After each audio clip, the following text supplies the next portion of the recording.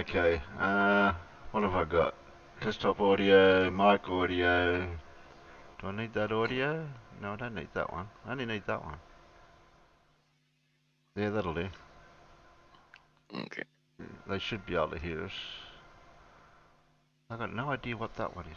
I think I need desktop audio because I think that's the one for the videos. And Alan gave me B1, but I don't know what that does. That might be for Discord actually.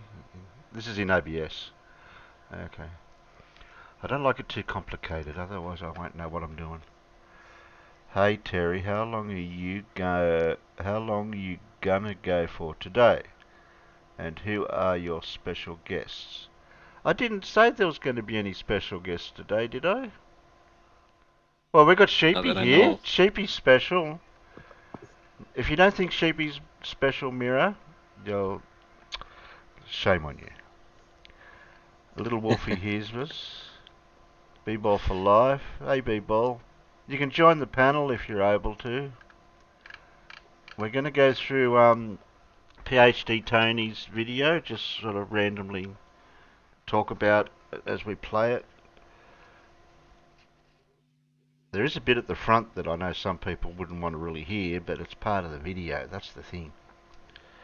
With that other person starting with a K or an S, depending on which word you use.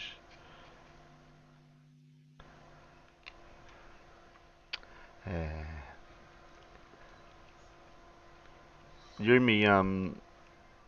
me Discord, B-Ball. So if you're able to, if you've got the key to the special place, which most people get if they become a regular on the panel. Where are you? Aren't you online in Discord? B-Ball for life rolls. Aussie. No, you don't have the Aussie roll. How do you get the Aussie roll? Convict and colonist. Oz Squad, that's it. There you go, Oz Squad. So if you ever want to join the panel, yeah, that's okay. It's for the next time if you're ever around when I'm live, the special place on my Discord, well, you'll see the special place. What? Oh, Jose was lurking. He said, I'll be your... Oh, shit. I believe that.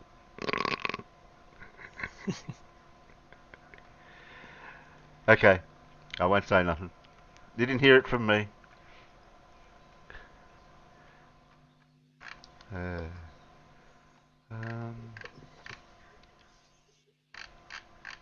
there's all these people I've got in my Discord that I don't know if they've got the key.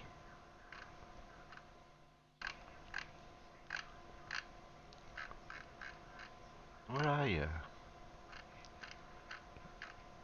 Some people I just haven't got the... It should show up. Aren't you in my Discord anymore, special guest? That doesn't work well, What does is it? this? What is this, Terry? Didn't know only she people. She people? Where, where, What is where, this? where? Who said that? Miro. Miro? Only she people. She... Only she people can see. Yeah, you want me to time him out? He's got a. Only you can. He's got a wrench. Yeah, yeah, only I can, yeah. I can take, yeah, but it Oh, doesn't work the same as it panoramic. used to. I used to be able to give me a wrench and take it off and it'd show up straight away. But because it's Yeah, bloody that was more something... fun, eh? Yeah. That was a lot more fun. Yeah, But now I give somebody the spanner and yeah. it doesn't show up. I mean, it does show up eventually when YouTube makes up its mind. My speech to text is broken. Oh, Miro. Tradesman always blames their tools, I always heard. Yeah. That's quite funny. So only sheep people can't see becomes only sheep people can see. Oh, that's good. I like it. I thought it was very clever. Yeah, okay.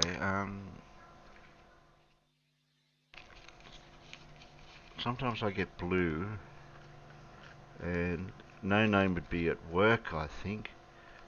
I Oh, think he Jose's in works. the chat Jose who? on Discord. He's on Discord. Yeah, I don't think he was actually. He's in Have a Go. Yeah, well, see, I think he left. I think he may have left because I couldn't find him in the list. Okay, because he used to do an afternoon show or an evening show around this time, and I used to be able to do a bit of an after show because it's daytime for us. So I've got plenty of time in the daytime here, and it wasn't too bad. It was working out all right. So I'm pretty sure he's there, Terry. I can see. Does he have a? Oh, he's got a link. Yeah, I sorted him out. He's sorted. He's all sorted. I'm just rolling the smoke because I can't Yeah, do. no I haven't worries. got a third hand. Can you print me another Hello, hand so Sean. I've got? Ah, I know what his problem is. He hasn't been given. No, you got the rolls. Oh no, B-ball. Oh, I get it. I get what the problem is. Don't listen to that. That was not my finest hour. No? That's for sure. Hello, hello, hello. Okay. He's just saying he's listening to me Hello. chatting with Cleary. You're lurking in the background. Somebody's lurking in the background, Sheepy. Lurking. Lurking, yeah, lurking.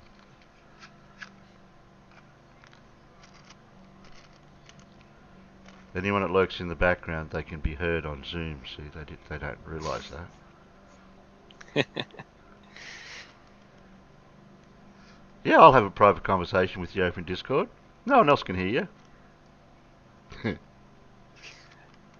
Only she all can't see. Hey, did he do it again?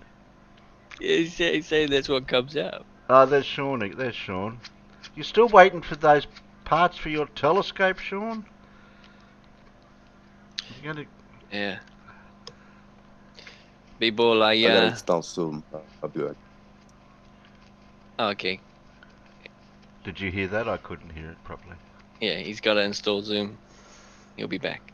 He'll be back. I have Yeah, I have to install Zoom.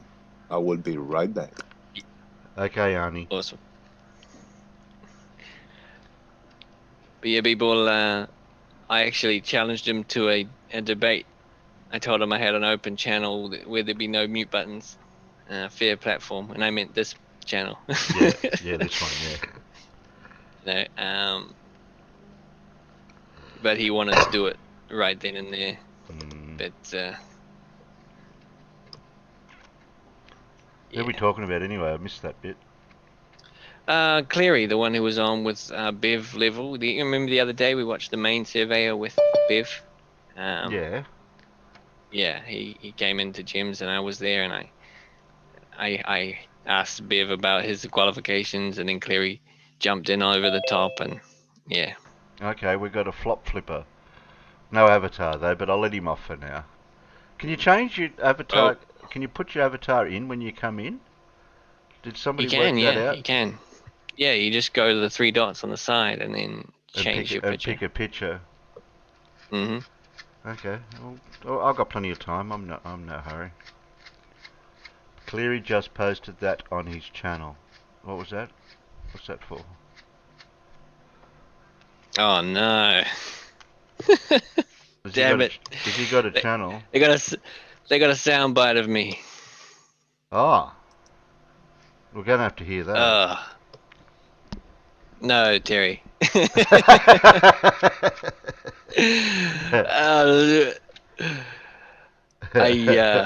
I swore a little bit, Oh no let's no be no! We're honest. not allowed swearing. Sorry, Yeah, I yeah, can't. no, exactly. You know how they make that sound every time you swear, like to edit it. Yeah. I can't do that. I'll have to work that one out one day. PhD Tony's here.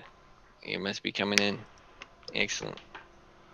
Oh, you're waiting for skies, good skies, or a cloud. pesky clouds.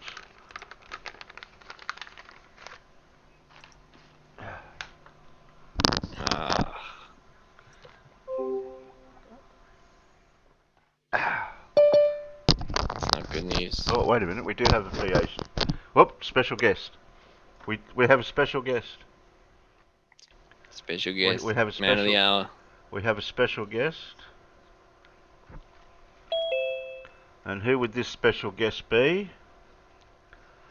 Oh. Well, it depends how special they are. Are they special? I'm special. Now you're bagging me out for not playing your videos because I didn't get a chance to do it because I wanted to do it on one of my these shows, not so much my Saturday and Wednesday shows. Okay, fair enough. Because these shows are sort of just ad lib and whatever, and I thought, well, I thought, yeah, I will do your video, but I wouldn't know when to do it and when you were available. So I thought, well, I'll just DM you and you say if you're available and you got nothing else better to do. Well, I mean, you could go and wash your hair or something like that's something more important. Yeah. Have you seen my video streams? Because washing my hair doesn't take very long.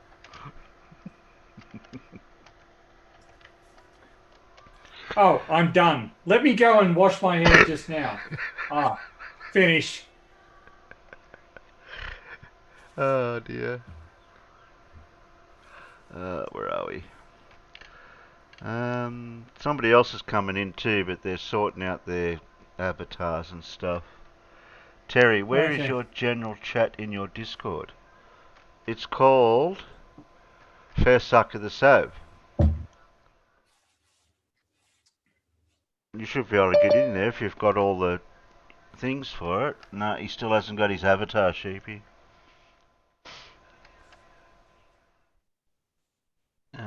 What does people want to know that for? General chat. That is flip-flop. I see flip-flop. I also see... I could not use my avatar whatsoever. I tried, man. Okay, well, Sheepy might be able to help. Sheepy knows all about that, don't you, Sheepy, how it works? Is this Jose? Who? No, it's Flip-Flop. Flip-Flop. Jose, I have never had the privilege of being in a chat with you previously. So, greetings. How are you? Greetings. How are you? Hello. I'm good. You? I am well, thank you. You've heard of PH? You've heard of PH, Tony, haven't you? Oh, I have heard that name. Have ring bells. Is that Anthony? Ring bell. Okay. That's right. Yes. Yes, yeah, it ring a bell. You know, some people mention like, oh, he's having a debate in X or Y channels, and I lurked for a minute or two. I said like, nah, I'm going away. I don't enjoy the debates a lot with people that I have. When somebody's debating people that I have spoken many times, like the Nathan Thompsons or the Hands and the Plain Truths. Yeah. I have spoken with them so much, and I know what they are made of. So that I just check out. I don't even want to hear them. That speaks very highly of you, because all they do is repeat the same arguments that have been destroyed previously. And I noticed that you're intolerant of that. And once an argument has been destroyed, it's been destroyed. You don't get to go back there. A lot of what flat earthers do, particularly, and all of the flat earthers that I've spoken to will have been on your channel. They're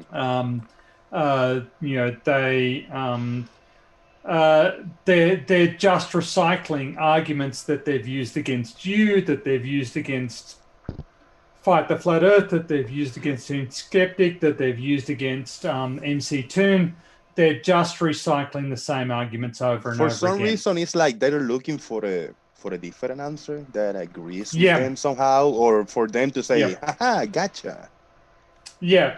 And I mean, to some extent, I kind of think that one of the tactics that a lot of flat earthers use is that they keep on asking the same question over and over, Different and ways, you yeah. in different ways, and they want you to make the answer simpler and you respond by saying, okay, well, they didn't understand it the last time, I need to make it simpler.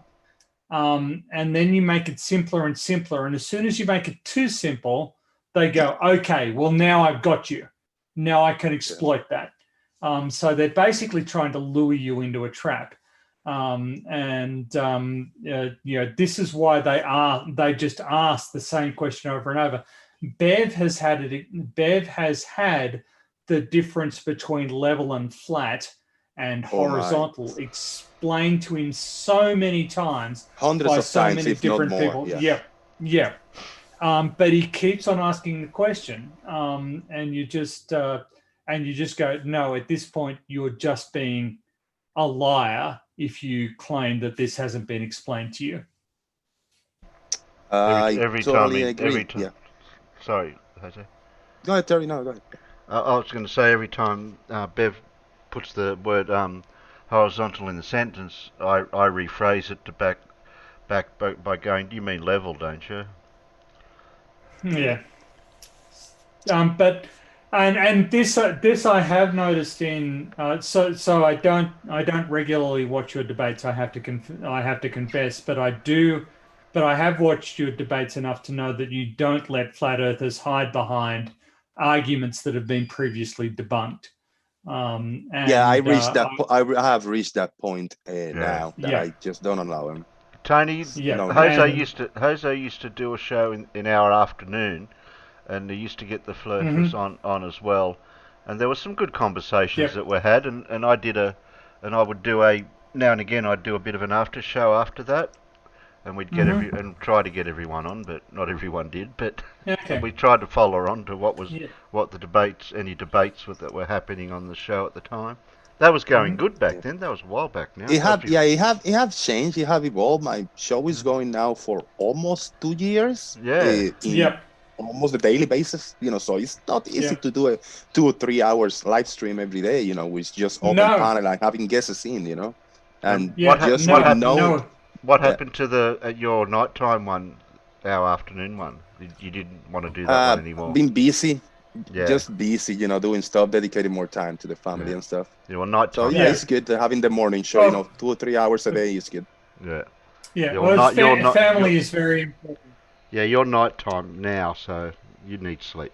Yeah, right now it's Yeah. almost 1 in the morning for me. So it's Yeah. I'm So about to hit the hay. that's right. It's late. But I just wanted to express, since I hadn't run across you before, my respect for the work that you do. Oh, thank you very much. And I have always said I have had personal issues with so many people. I see it because I became this YouTube character in this little corner of the flat earth, being a flat earther for 2 years before, going back to the globe, having too many guesses in from the unknown guy to the biggest names, on this corner of the YouTube related to this Yep. topic. I have had, we all got our ups and downs, we all got our days, and we got our issues and our there's some things in the weather and the air and our personal thing got in the way. So I have had Yep. many issues with many people. I'm in a good place now. I have always say, and I continue saying, I'm a one-man gang. I First time I did the show, I just got a computer. I never had a computer. I was doing my little uploads on my phone. So I just pulled it off my butt, How do I live stream? Yeah. OBS first to be safe, Hangouts, and then I moved to the Google Meets, etc. Right. And doing the layouts. Now I got a good mic. I got a nice little green screen. But everything I'm just learning on myself. I never counted on anybody. So what I have done on my channel, I have had a lot of success. Now it's a little more lower. Flat earthers are on they don't want to go to my channel anymore. Right. But Okay. still, we got our ups and downs. I'm in a good place now, having my little open hangouts, and I got 2 or 3 Yep. guys that we go and chat and we have a laugh. Okay. I just there's a lot of criticism that gets thrown around on the YouTube, between channels and what have you. Yeah. And I wanted, I wanted to say that, you put yourself out there in the sense that, Quantum Eraser and who is just a complete dick as far as I'm concerned. Yeah. And other people will throw criticism at you that is completely undeserved when you are doing something that is actually constructive. By stopping, when you stop a debate from going down a rabbit hole that should be closed off, you're actually doing a really constructive thing. You're keeping the debate on track, and yet you come in for criticism from both sides for what you do. And I just wanted to say that you really do provide a valuable service, and I really do appreciate it. I thank you, man. I'm a professional scientist, so and one of the things that I notice about professional scientists is that we're not necessarily the best at communicating science. We understand it, and we can manipulate it, and we can use it, but we can't necessarily explain it that well. Yeah. And so science communicators are very valuable, and I feel like you're an effective science communicator. So Thank you very much. Yeah, I have one thing that I have from me being born and raised in Puerto Rico. Maybe it's a cultural thing, but we like poking people and throwing wood to the fire, and like sparking that, stirring shit and throwing more wood to the fire, and making something out of nothing. I like the entertainment and a little bit of controversy and stuff. So me, when I was as a flat earther, I was never a debater. I never debated anybody. I was kind of, just learning and, asking the questions, but trying to progress and move forward always. I didn't, I was unique on the sense that I was not a parrot, even though I was in the Nathan Oakley show for almost a whole year as a panelist. I was one of the Oakley guys. And listening to that over and over. When I talked to people outside, when I was a flat earther, I never repeated their arguments. I understood it, but I tried to approach it in a different way. So I tried to move forward and forward. Now, being in the globe side, they call me flip flop because I make the arguments for the flat earther. So I got this spirit of being the devil's advocate, and because I really am not highly educated. I just, in layman's term, what I have learned so far for physics, math, earth, everything related to this, I have learned it in this past 3.5, 4 years that I have been looking into this topic. So I really like, asking the maybe dumb question and simple question for somebody. But I can go in for hours because then I can keep adding and we can break it to the molecules. And I don't know, I like my approach. Some people enjoy it. Blue Marble Science enjoy it when I flip the switch, and I love the way he explains things. Other people like, I don't know, I want to throw Farmer's Boy under the bus. Farmer's Boy gets so pissed off at me. He's like, no, cannot take a flat earther, cannot take a flip-flop today. I'm out of here. And he bail off the chat. I laugh. I say, oh, he rage quit. So yeah, I like that dynamic, of me pulling my other me from inside. Like, no, I'm gonna play this just close-minded flat earther, and I go hard, and people bite into it. I like it. It's some kind of a little bit of an act, being a little bit of a Poe, but some of the things I really do question, and I really don't understand it. Maybe because English is not my first language, maybe because things are really difficult, and I need to take steps to learn it in the highest level, but I want to learn the higher level, all the details, without taking the first steps. And I like that dynamic, Yeah. Well, I kind of think that, that what you just described, the journey that you just described, requires a level of intellectual honesty that I respect. You're perhaps going to roll your eyes when I mention Seek Truth, Speak Truth, who made a similar journey. And he has received a lot of accolades for doing it. But I think that anybody who has made that journey deserves immense respect, because it's not easy to be honest about your belief system. Nobody wants to be wrong. Nobody wants to be incorrect. And there are any number of techniques we can use to avoid it. Or if we realize we're wrong, just refuse to accept it. Just, delete our channel or do whatever. And you haven't done that. You've taken responsibility for continuing to be part of the community and continuing to be part of the education process. And that's important. That really deserves immense recognition, because that takes courage. Right. Right. It doesn't just take honesty. It doesn't just take self-awareness. It takes courage to continue on in that situation. Honesty is the big one. Honest with yourself, because you can, if anybody was here for just making a social group and being in a group and being part of, and becoming one with everybody, singing the kumbaya. No bullshit. If you're here for that, you're never gonna change your mind. You're gonna have the same thought, same thought process. But Exactly. if you are here to actually learn something that you enjoy, you will learn, and it doesn't matter what anybody say. Whenever you find the answer that is the true one, the real one, and you are happy with yourself, that's where you move on. You can have all the answers, and I say this to everybody every single day: question everything. That is healthy. The healthiest thing that is, question everything, but don't just deny it. When you are questioning something, you can look for so many answers from different ways, but then put everything together, and then you understand that from, if not from A, B, or C, you look it up to the Z and XYZ, and you're gonna find the answer. If you disagree with it, oh well, it is what it is, but you are being told what it is. You already learned that way. The first time when I came out of the when I step out of the flat earth, I still kind of holding to this thought.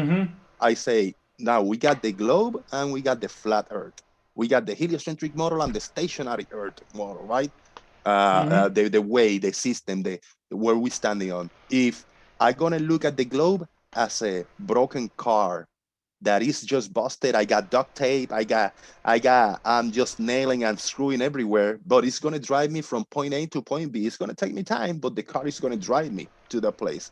Now, if I'm in the flat earth, there's no car. It's an imaginary car. You're imagining you have a car and you're gonna get into it and you're gonna reach the point B. You will never gonna get to it, because I rather drive in the broken car, which is a real car that I can fix and I can learn how to fix, than being on an imaginary car. I'm still standing in there. People tell me it's not broken, it's all perfect. I say, yeah, it's okay. If from your point of view, it's perfect. From my point of view, it's not broken, but I still don't understand it. And there's what I am. And that's and again, that shows a level of admirable self-awareness and intellectual honesty. And that is the sort of spirit, that is the sort of approach to data that will ultimately lead you to truth. And I just, I want, but it's not easy. Okay, that's the point that I want to make. It will lead you to truth, but not everybody is capable of it. Not everybody is capable of saying, okay, there's stuff I don't understand. I need to learn about stuff. Not everybody is capable of that. And the continued existence of flat Earth is a testament to that. So what you have been able to achieve in terms of self-education is not trivial. It is an achievement that deserves recognition. The beauty is that is when people like, what the hell is this, Jose? I keep hearing him. Sometimes I go to his Mhm. channel and he's just arguing with the Globers and he's playing a flat earther. Some days I go, he's a Glober. So Mhm. what's going on? Dude, my journey is up there, my little channel, since I was flat earth the awakening in early 2017 until today, Mhm. you're gonna find me when I left the flat earth in late 2018, early 2019. I started doing my shows and people that don't know me and go to there say like, oh yeah, I got Jose, where he coming from. He's just got this open panel and he's a Glover, but he's still, if there's no flat earthers, believe me, I'm the devil's advocate, and I can be a better flat earther than many of these guys together, including the cult leaders, the Oakleys, the QEs, the Dale, and all them people.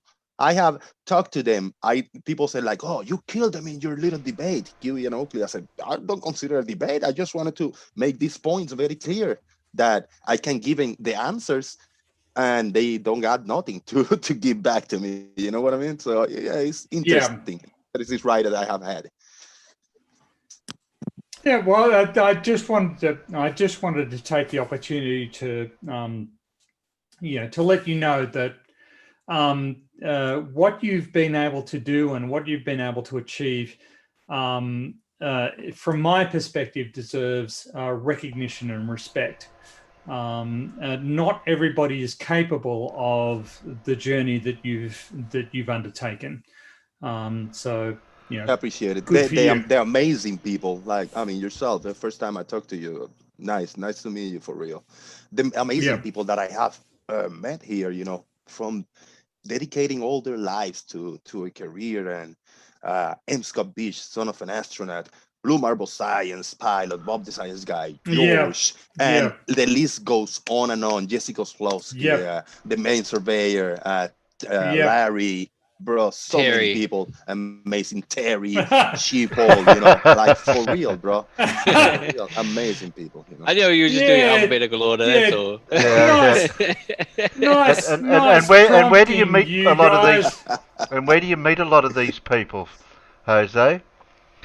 If you're watching my show, I seem to have congregated a few.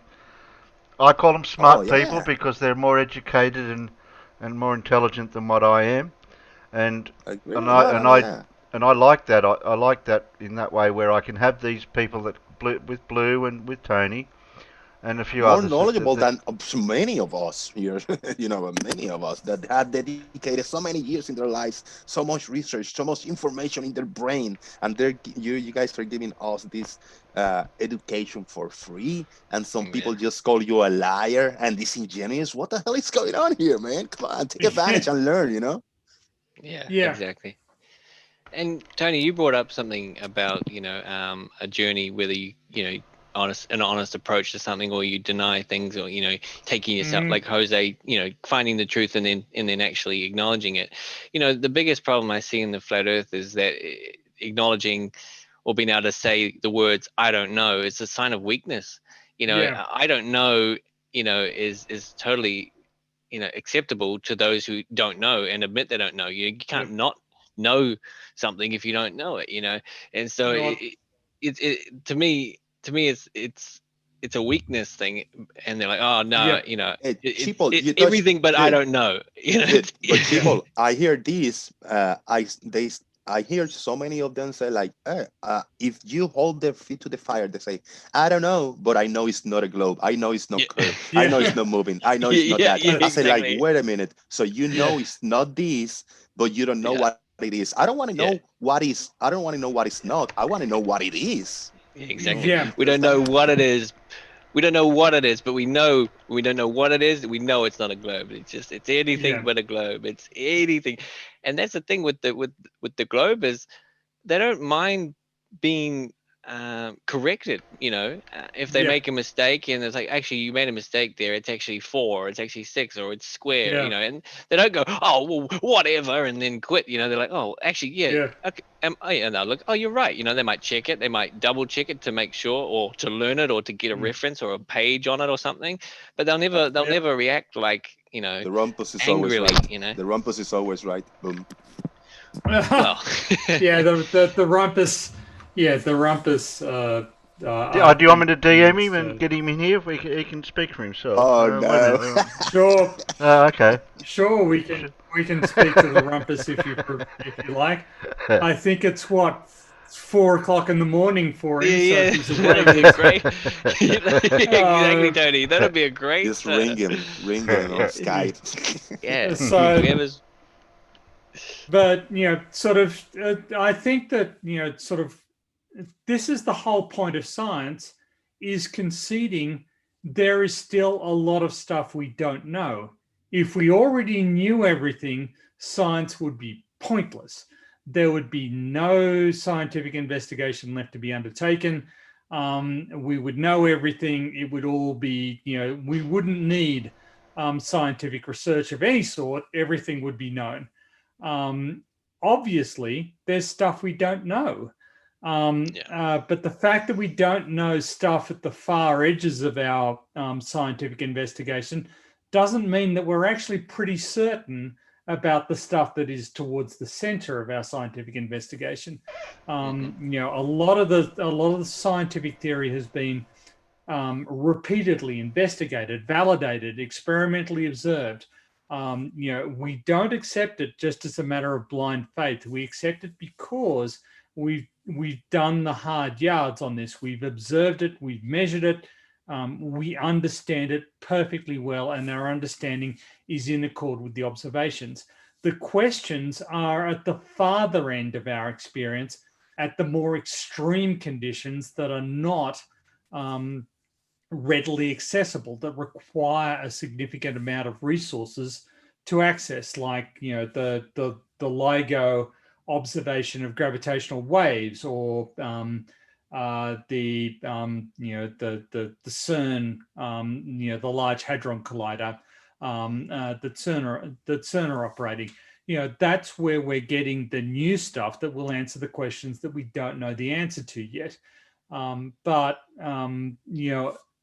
on this side of those boundaries, we understand pretty well what we're talking about, and I think that's one of the falsehoods that a lot of flat earthers try and present, is if you can't explain everything all at once now, then your entire theory is invalid, and that's not how science works, mate. Allow me to have a quick point. I got like maybe 5, maybe 10 minutes. I can push it to get out of here. But I got a few quick points that I say these things are troll. These things are been trolling me, haunting me, and trolling me. First one, might be the easiest one, is gravity. Gravity been trolling me, haunting me, because it is a force, but it's not a force. You can think of it as one, but it's really the bending of space-time, and etc., etc. So gravity been trolling the shit out of me. Second point, I'm gonna just carry on a few points. Second point, is the Earth an open or a closed system? Well, an open system implies that there's exchange of matter and energy. And a closed system, you can only exchange energy but not matter. But the Earth is a closed system, but then rockets are made out of matter and meteors are made out of matter. So is open system? No, it's not open. That's the control me. The third one will be dark energy, because we understand and we know 99% of the known universe, which is roughly 5%. So the 95% that we know is dark matter. What the hell is going on? That's a troll. And then the last point, how do we know that star is 1,000 light years away if we haven't had 2,000 years to shoot a little imaginary beam to the star and wait to receive the bounce back to know how really the distance is? Oh, it's trigonometry. Is the parallax and the angle changes? Yeah, but these things are haunting me so bad. I'll listen for a few minutes. If you got maybe you want to touch a point or two, I'll listen. So if I can start with gravity, so the bending of space-time is really at the far end of where you need to be. So for you, if you were an engineer, all you would need to know, if you were an architect, if you were an engineer, if you were a designer of planes, all you need to know is that gravity always acts downwards.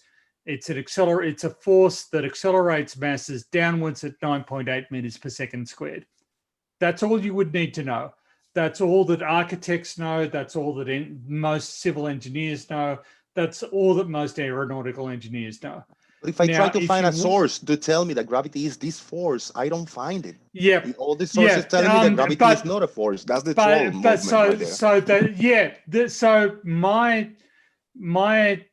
So I study Earth's gravitational field, and for me, gravity is just a force. You look it up. Gravity is the force, is the attractive force that operates between any two masses. That is gravity.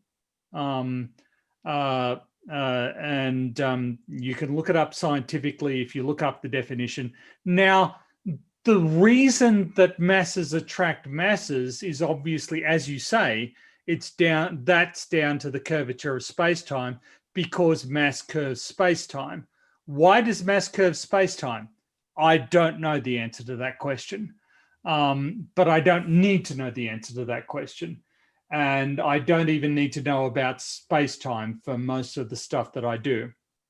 But the reason I know that mass attracts mass is because of something called gravimetric mineral exploration. Now, there are instruments called gravimeters that measure the gravitational acceleration. And gravitational acceleration actually isn't constant. It varies from place to place, but it also varies from time to time by a tiny little amount, but by enough that we can measure it with the instruments we've got available. And so we can use the gravitational acceleration that we observe, and we can say, okay, over here, there seems to be more gravitational acceleration than in the areas around it, which means that there's something heavier closer to that point, which means that there's something underneath it, some buried mineral deposit or whatever that is heavier than the surrounding material, that is denser than the surrounding material. And so we can use these variations in gravitational acceleration to locate these mineral deposits underground. And in fact, mineral companies do this all the time. And it can work the other way. Sometimes if you're looking for gas or oil, that's lighter than rock. So you can actually say gravity is less over here in this particular spot, and that means that there's oil or gas underneath it. So it can work in either direction. But mineral companies invest a large amount of money in doing these gravimetric explorations. Like they take these gravimeters out, they measure gravitational acceleration, and they can find these subsurface mineral deposits. And they do it very reliably. But that can only work under the assumption that mass attracts mass. If that is incorrect, then our interpretation of the gravity field is wrong, and we shouldn't expect to find mineral deposits. But we do find mineral deposits, which tells me that the concept that mass attracts mass is correct. So these mineral companies go out and they make an immense amount of money off the back of these gravimetric surveying techniques. Similarly, the United States military back in the early 1970s ran into the problem that actually the vast majority of the ocean floor has not been accurately mapped. And submarines were at risk of running into obstructions, underwater mountains or underwater cliffs or, whatever that they were not aware of. And in order for the submarines to successfully navigate around these obstructions, they developed this navigation technique called gravimetric gradiometry. So what they did was they measured the gradient of the gravitational field, and this would tell them if they were approaching an underwater mountain, or if they were over an underwater mountain, or if they were near an underwater mountain.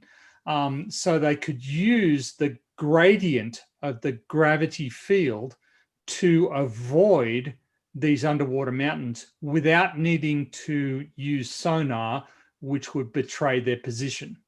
So gravimetric radiometry is a technique that the US military have used for about 50 years to avoid submarines running into mountains that they didn't know about. Again, this can only work if mass attracts mass. If mass doesn't attract mass, then this doesn't work. So I understand that there's a lot about gravity that's difficult to get your head around, but the simple fact is that there are real world applications that only work if mass attracts mass. Does that make any sense?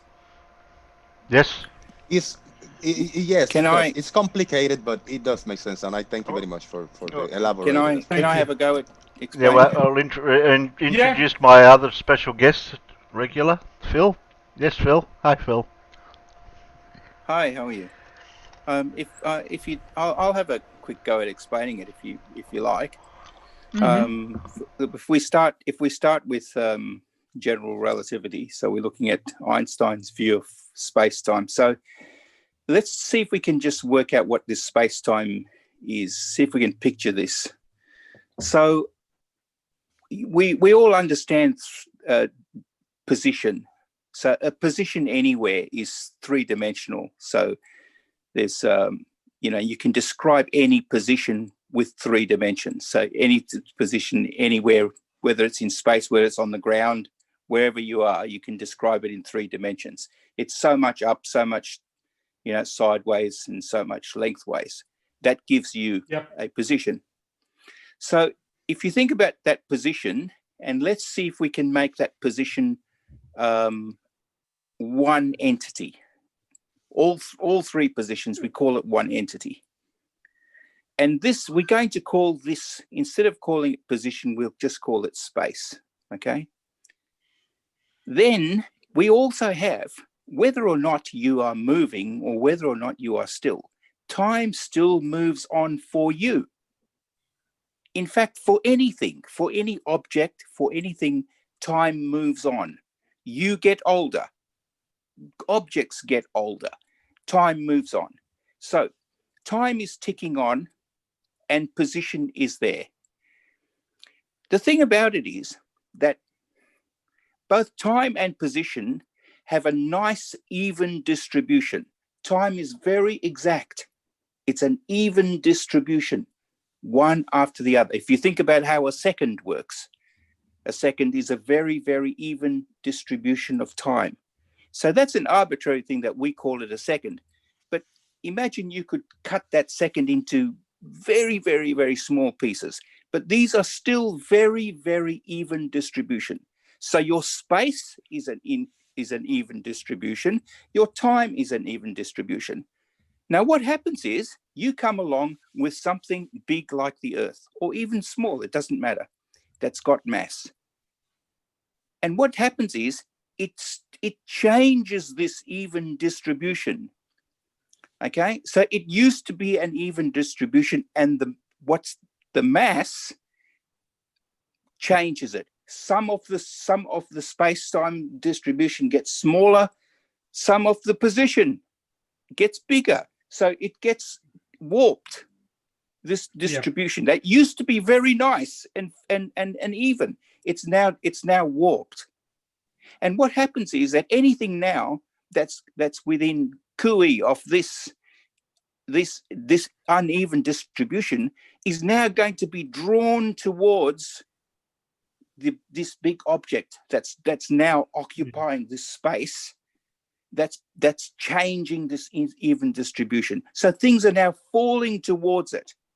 Now these things that are falling towards it are trying to get there with the minimum amount of energy. So they're going to head for a straight line towards it. But in fact, what we see is it's actually an ellipse. that's going around Yep. it. Okay, so because of this uneven distribution, things will fall towards objects. So it looks to us, for all the world, to that objects are attracting each other. Mm-hmm. In fact, it's the distribution of space-time that's causing them to fall towards each other. Yep. That's it in a nutshell. Thank you very much. Now a quick comment. Would you? What I saw is that Anthony took an approach more through explaining more the Newtonian gravity, and you took the approach of explaining more of the Einsteinian relativity approach. That's a very interesting. Is complicated, like, yeah, we all know, but I want to thank you very much. Now, Terry, I want to, before I get out of here, permission from yourself, from Anthony and Professor Phil Bell, to grab this clip of the two of you explaining gravity from the two perspectives and uploading it, doing a little upload on my channel. If that's cool Sure, with you Jose. guys. That's fine. I don't mind. Feel free, please, Jose. Feel free, Jose. Thank you very much. Yeah, because I don't do many of these as well, and I might start grabbing clips on people explaining things, just uninterrupted and consistent like that, and I appreciate that. Thank you very much, gentlemen. Give me some You're credit welcome. for it, and then that'll be fine. Yeah, of course. No, yeah. I need all the subs I can get, Jose. Oh yeah, the whole the Also- Hangout. When I do the upload, the Hangout link will be top in the description box. So There definitely, has people been to other see the whole thing. there has been other shows that I've done where there's a lot of talking with the guys on here about explaining certain things, which I wish Yeah, I should go back and which will take a bit of time, and actually grab out of each show, and then there'd be some good bites there. yeah. Mhm. It takes a Yeah, little some time good because what questions, I Jose. can do is I can open YouTube, record with the OBS a full screen, and then Oh. put it on my little program, clip the beginning, the end, put the avatars, and put some, etc., etc. Take me an hour or two to do a little tweak around and do a nice little premiere upload for it. So I appreciate that. Yeah. Just before you head off, Jose, you made a Yes. very astute comment about my approach being Newtonian and Phil's being Einsteinian. Yeah. But for the vast majority of for the vast majority of the universe, Einsteinian and Newtonian physics aren't really different. Their approach to gravity is effectively the same. The difference is too small to be observationally valid. So I just want to make that point. You need to be looking at sort of somewhat extreme conditions in order to be able to see the difference. Stuff like the precession of Mercury, or or the bending of light from different stars around the sun and that sort of thing. So the Eddington eclipse experiment, or the Mercury observations, then you would begin to see the difference between the two theories.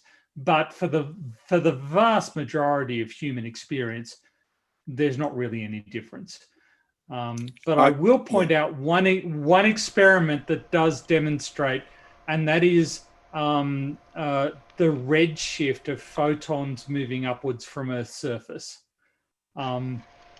This demonstrates, so you can do an experiment about the change in frequency between photons emitted from lower in Earth's gravitational potential well to upwards in Earth's gravitational potential well.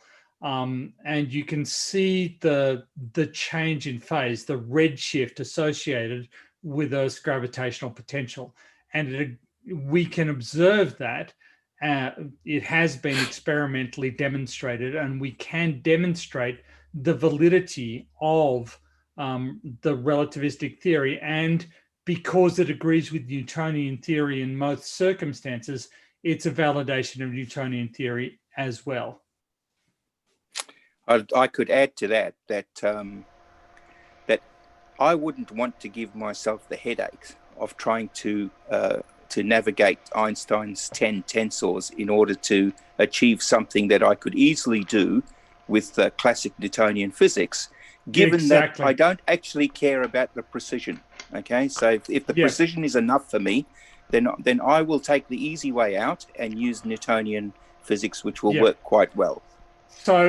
So getting back, one of the things that I do professionally is I analyze the orbits of the great satellites, which are only orbiting at about 500 kilometers altitude. And for that purpose, the Newtonian theory of gravity is perfectly adequate. So I don't bother, again, I don't use the Einsteinian, Einsteinian tensors. I don't do that. Instead, I just use the Newtonian formulation of gravity, and that is accurate enough to easily fall below instrument error as far as the Grace and Grace follow-on missions are concerned. Absolutely. Thank you very much, gentlemen. I need to run. Terry, thank you for the invite. Good talking to you, PhD Tony, Professor Phil Bell, Cheaple. Terry, you guys are awesome. You're welcome, Appreciate Jose. it. You're welcome Okay. anytime. I'll- I've Got your got, other. Thank you. anytime I'll I'm keep live, lurking you've in the got the. background. Yeah, listening a little bit while I'm on bed, but I'm about to pass out, man. I'm tired. Well, we've got Okay, your other take three care. questions, Jose. We should answer those as well, so you can get them in your clip. It'd be Hell kind yeah, of good. yeah. I'll listen. I'm And if I'm I actually keen to yeah. hear the answers from some professionals. So and you if know, I yeah. don't hear today the whole thing, believe me, I will revisit this and I will check it out. Whenever I hear So- the whole stream, I will leave you a comment in the comment section on a live, bro. Okay. Okay. Cool. Take care, Jose. Thank you, guys. Yeah. Lovely to Bye-bye. meet you. Thank you. You too. Thanks, Jose. Who And, was you know, that again, a masked shout man? out. Again, a shout out. Like, not everybody is capable of the degree of intellectual honesty that Jose has shown, and I feel, and the same with Seek Truth, Speak Truth. And I don't know if Jose is going to be unhappy with me mentioning him, but they both deserve to be commended for having the courage to assess their belief systems and re-examine them. And that really takes balls. Okay, I cannot stress that enough. So kudos to them. Yeah. All I want to say. Yeah, it's Flat Earth denies being a cult, but when you step away from the community, you witness all of its glory in that respect. That's for sure. Yeah, you do. Isn't it the constant? Absolutely. Isn't it always the constant battle with the conversations between? I don't like using labels, but globers and flat earthers. Is the constant battle that I see is the belief system, and in that context of where they believe something without evidence, and they just hold it on faith, and to get that part of it out of them, or make them realise that they're just believing something without evidence is the first hurdle. It is a good point, and I spoke to this about the with the people doing the study and trust in science, and what I also told them is that is very true. But you've got people like yourself, Tony, who've put and Professor Phil, who put the effort in to understand the fields in which you work and operate in, and from the ground up, no shortcuts, no YouTube videos, no 24-hour learning type thing, and I think that effort not being put in it's a shortcut. And then if they don't put the effort in, and deep inside themselves acknowledge, no, I didn't put the effort in, then okay, well, it's indoctrination. So it's either useless information, or they can deny that information to feel special, but ultimately it's a cop out for not putting the work in. It really is. Well, to some extent, and I don't know how Phil is going to feel about this, but I don't feel that I've put effort in the sense that it required energy, but I believed that I was being educated. So it's not so much that I put the effort in to become educated. I wanted to be educated. this was something that I wanted. This was something I was striving for. So it's not a cost. I regard myself as richer. In other words, you put it in terms of I put an effort in to acquire knowledge. I regard the knowledge as much more valuable than the effort I put in. That's why I put that effort in. Fair enough. I think there's an element, though, where you and from your point of view, it's how you feel about it. From their point of view, it's either it's a waste of time because either they don't want to put the effort in, or the level of mathematics or science or whatever it may be, is too advanced for them to even comprehend. So it's indoctrination. It can't mean anything. You know what I mean? And to me, it would be a great insult. Like I heard flat earthers, the other day say someone who has to be trained for 10 years, to work with, certain systems, can't walk in the door with less than a master's degree, and the flat earthers saying, I reckon I could learn your job in 2 months. Yeah. Another. That is the thing. Like, so, and I want to actually generalize this.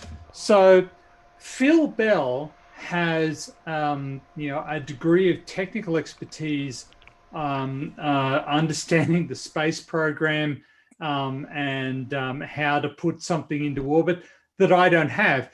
Terry has an understanding of how to operate motor vehicles and how to maintain them that I don't have. Now, I'm not sure what technical skills you have, Sheep, but I'm pretty sure that you have technical skills that I don't have. And I respect each and every one of you for the expertise that you have achieved. Now, Phil Bell's obviously is somewhat academic. The fact that Terry's technical skills are considered by many to be more mundane does not, to my mind, make them any less valuable. Terry has a technical understanding of the operations of a vehicle that I simply do not. I have not equipped myself with that because I am not interested. But just because I am not interested does not make Terry's accomplishment any less valuable, right? Does not make the knowledge that he has acquired any less reliable, any less worthy of respect. I am interested in different things, so I have learnt different things, but that does not mean that different areas of knowledge are less worthy of my respect. And I extend my respect to people who have skills that I do not. And I think that Phil Bell has a lot more skill, in a lot more things that I don't know about than perhaps Terry does. But I respect Terry's ability, I just think that respecting expertise is key to getting anywhere. Right? Am I just babbling incoherently? No, I was going to respond. You're perfectly correct. I've got a perfect response to that, Tony. See, for what I've learnt in life, I've always been interested in science and math. I may not have reached the level that some people have. I've used my natural abilities with mechanics and panel beating and carpentry, because I've got a natural ability to problem solve and work things out and visually assess things to how things should be. Now I can transfer that knowledge to anything that's put in front of me, whether it be what your field is, Tony, or whether what field Phil's into, or whatever Sheepy's into. And I can transfer my knowledge and understanding, and I can expand on it, because for what I've learnt, I can absorb what you say and what Phil says and what Sheepy says in his field, and I can relate to that, and I may not have the right vocabulary, but it's not as if I don't understand it. Yep. Absolutely. How do you feel about that, Phil? Yeah, I completely agree with that, and actually, I'm a huge advocate for saying that whatever you choose to do in life is important to all of us. So whatever that is. So you're not more important because you're a doctor. You're not more important because you're a scientist. We just have different opportunities that gives us an opportunity to do different things. But each of these different things are equally important to society, because if we would be nowhere if the garbage collector didn't pick up our garbage. Yep. And if the garbage could, so one of the, I think it was Kroll, Croll, one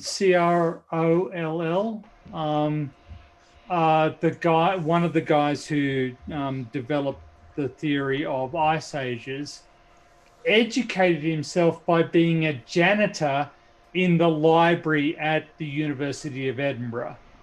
And while he was a janitor, he would clean the library and then he would sit around reading stuff. I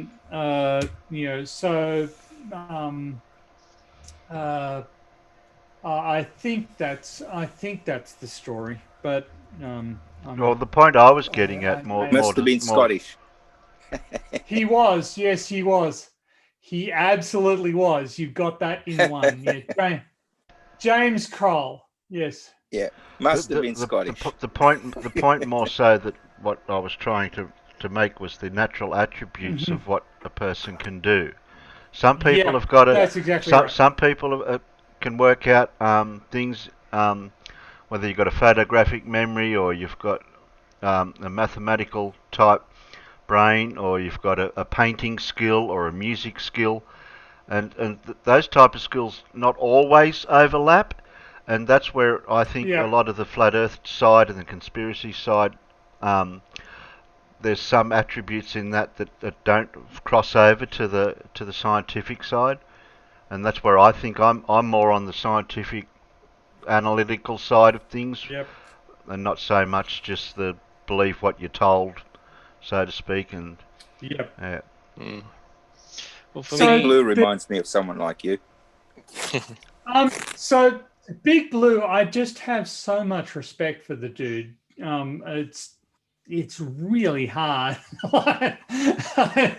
I just feel like he is such an impressive individual.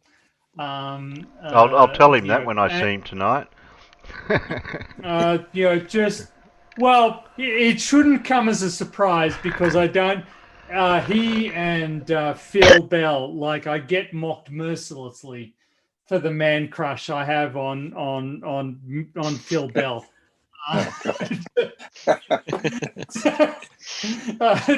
Jessica G and Martianista are absolutely ruthless, but I just have such an immense respect.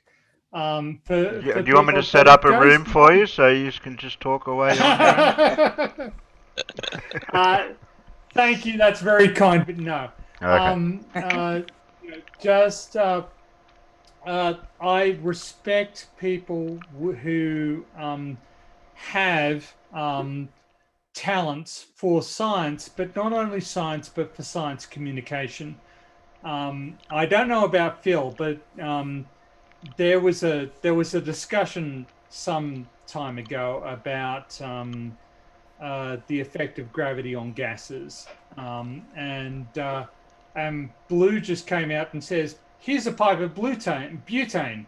What do you think is going to happen when I take the pipe off?" "Oh, the butane stays in the pipe because it's heavier." And it was just this sort of one-line deconstruction of the gas must expand to fill whatever volume you let it loose into. It was just a brilliantly succinct physical demonstration that what Oakley and his friends were saying was complete bullshit. And while I could make the argument theoretically, Blue distilled it into this 5-second video clip that was worth more than a million words from me. And I just, so in 5 seconds of video clip, Blue just had this made this immense contribution to science communication that I can't esteem enough. So I really feel like this community brings out some really effective science communicators. Now, all you need from the flat earthers is probably 2 or 3 more brain cells, more than the 3 they already have, and you'd be right. Yeah. Well, this is the point. I don't think that the issue here is educating them. We could. I think you said it earlier. We could. You and I could speak to them for years. They would never learn anything. The point is to educate the audience, not them. Yeah, I agree with that. Yeah, and for me, I just say, my background, I'm more of a design side of things. So I taught myself design 2D and 3D since 2008, and now I run a small 3D printing resale company here in New Zealand, and I also run a print service. So I either design things, or just have people send me designs. I work with companies to get their product to the market and things, all just from self-taught. So I'm pretty happy about that. But by being part of the community, I've actually seen the knowledge that scientists and people in fields of that require crunching numbers and all sorts of things, how they can just talk about different topics and do the numbers and do the calculations or give the formulas. And that's actually inspired me to progress my own understanding in mathematics, which I've always felt something that's just been really basic, and I can do my taxes and what have you. But that's really pushed me to kind of push myself where my weakest attribute would be my mathematics, because the computer does it all by itself, all the design stuff. I don't have to calculate X, Y, and Z coordinates to draw.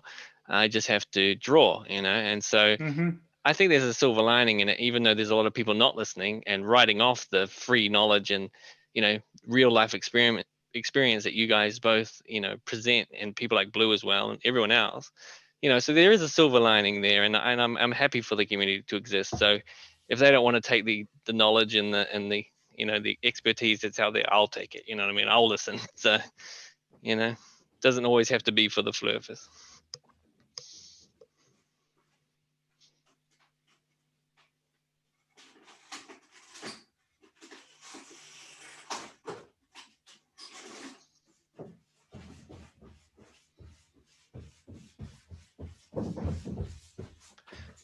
So I stepped away to get something to drink, and I expected that either Terry or Phil would step in to fill the Well, I was conversational speaking, but voidness. I was muted again. Well, Jesus. So you never know when I'm speaking. It was only a few seconds of, I only silenced the entire chat for a few seconds. It's all right, Sorry, I'm trying to multitask. So. Corey wanted to know, can Sheepy create logos for companies? I'm trying to think of what he means by logo. What 3D print a logo, like in a Word or a logo? Or... Probably I think it means something maybe 3D rendered design. Logo for, yeah. So yeah, I'd be happy to help. So you promised you were going to show my video, so let's get to some science. If you said shut up for 5 seconds, I'd probably get it done. Now. Jeez. This is the before-after show, so I know. The video comes before or after. After, it doesn't matter. No, it doesn't matter when it comes. Oh wait, there's a before again. Oh, now I'm confused. No, it's the after before after something. Yeah, something. Very eloquent, Terry. Hey. Stick to the cars, mate. Stick to the cars. What? I can't do YouTube streaming too? You can do YouTube streaming too. You are very talented at it, and if I'm if I'm going to recognize people's expertise, I need to recognize yours. So there you go. I know it may be only limited, but I'm proud of what I do and what I can do. Yes, well, justifiably so. And speaking of videos, I don't know who was, but somebody must have. And we do have a video here that I have been waiting to play on my before, after, pre-show, after show, before show, after show, show. And you had brought out another one after this, have you, Tony? This one was Introduction to Not Atmospheric yet. Physics, Episode 1, Gas Pressure. Episode 2 is having a voiceover at the moment, so Okie dokie. Okay, still in the works. I'll leave that for probably next week for that one. Okay. I'm trying different formats in all my shows, in my normal show and this show. It's because I've only been back live for the last week now, a week and a half. We were trying different formats of on the show through Alan's. We've taken some bits and pieces out of that may work onto my stream. So some things are working. Yep. The Flurfers, well, we were playing with this Lindsay Harris guy that's got a whiteboard and everything, so he must be pretty clever. We thought he'd finished. We thought he'd finished, but he's dropped another video, so I think I might be able to continue with that guy. But I'm scraping the bottom of the barrel because everyone knows about the Nathans and the Anthonys and the QEs and the that guys and all those all the main ones that every other channel seems to be getting. But I grabbed this Lindsay guy, and then all of a sudden other people are grabbing him. So I'm thinking, oh geez, I'll have to try to pick somebody else because I want to be different in picking a certain flavour. You have geographical supremacy. You're near Lindsay. Relative, That's true. Is he an Aussie or a New Zealander? He's a New Zealander. He's a Kiwi. Okay. Yeah. Well, we can't fault him for that, can we, Sheepy? Can we make him a citizen of somewhere else? Like, can we put this on the cards? Like, no, say it ain't so, Jerry. Say it ain't so. If we have to take flat Earth Aussie Jesus and Mitchell from Australia, yeah, that's true. You can fucking make do with Lindsay. Swear jar. Don't forget the swear. God damn it. Unlike Split Ends and Russell Crowe, we're not prepared to take him off your hands. Mm. Yeah. Okay. Well, I like how America's got Ken Ham, so that's good. Yeah. I did see a flat earther today trying to disprove Coriolis with a balloon inside tied to the floor. Nice. Nice. That'll work. Absolutely. While the sun shined outside, and that was all part of it, he said. As the sun tracked past, apparently that was something. Oh, yeah. Now, so that was cool. We're going to have to play this video from the beginning, otherwise we'll lose the context, Tony. We have to play it from the beginning. Well, you can start from 15 seconds in if you wish, but No, I'm just talking about the certain person that you reference at the start. The certain person I reference, yes, you're going to have to start from about 20 seconds in. So yeah, I was thinking of skipping him altogether and just getting straight into the. Oh, okay. In which case, you want to go from 4 minutes 20. Yeah. About 4 minutes. About 4 Are we going to minutes. miss something funny? Yeah. Well, I'll put it out. I'll put it to the peanuts, Tony. Would you like to see the whole video in its entirety? Yes. Or would you like? No, you're not a peanut. You're on the panel. Oh. You're a king Thanks peanut. for the compliment. You're a king peanut. The little peanuts are out. You're a panel nut. Yeah, you're a panel nut. That's it. Do you just want to see the whole video, or would you just like me to skip past the dirt that it's referenced with, that makes the video? We'll see what What we is get so out in bad the about this peanuts. theory? Play the whole video, Elmig says. They, Okay. they, they, Sure, why not? Terry Okay. hates the individual I am Ho- talking about. Whole video. Terry hates nobody. Whole What is this? video. Okay. Terry hates the guy with the white hot intensity of 1,000 suns. Wow. Hey, I'm an equal opportunist. Whatever the Terry, saying that's is. a whole new side of you, Terry. I'll vote for. I got a 4. I can't time Terry, you. maybe Can start the video, go get yourself a drink. By the time you come back, I, he shall not be oh, named. look, Will be look. I'm gone. getting a majority vote out there for the whole video anyway. So the peanuts have spoken. Here we go. All right then. Here we go.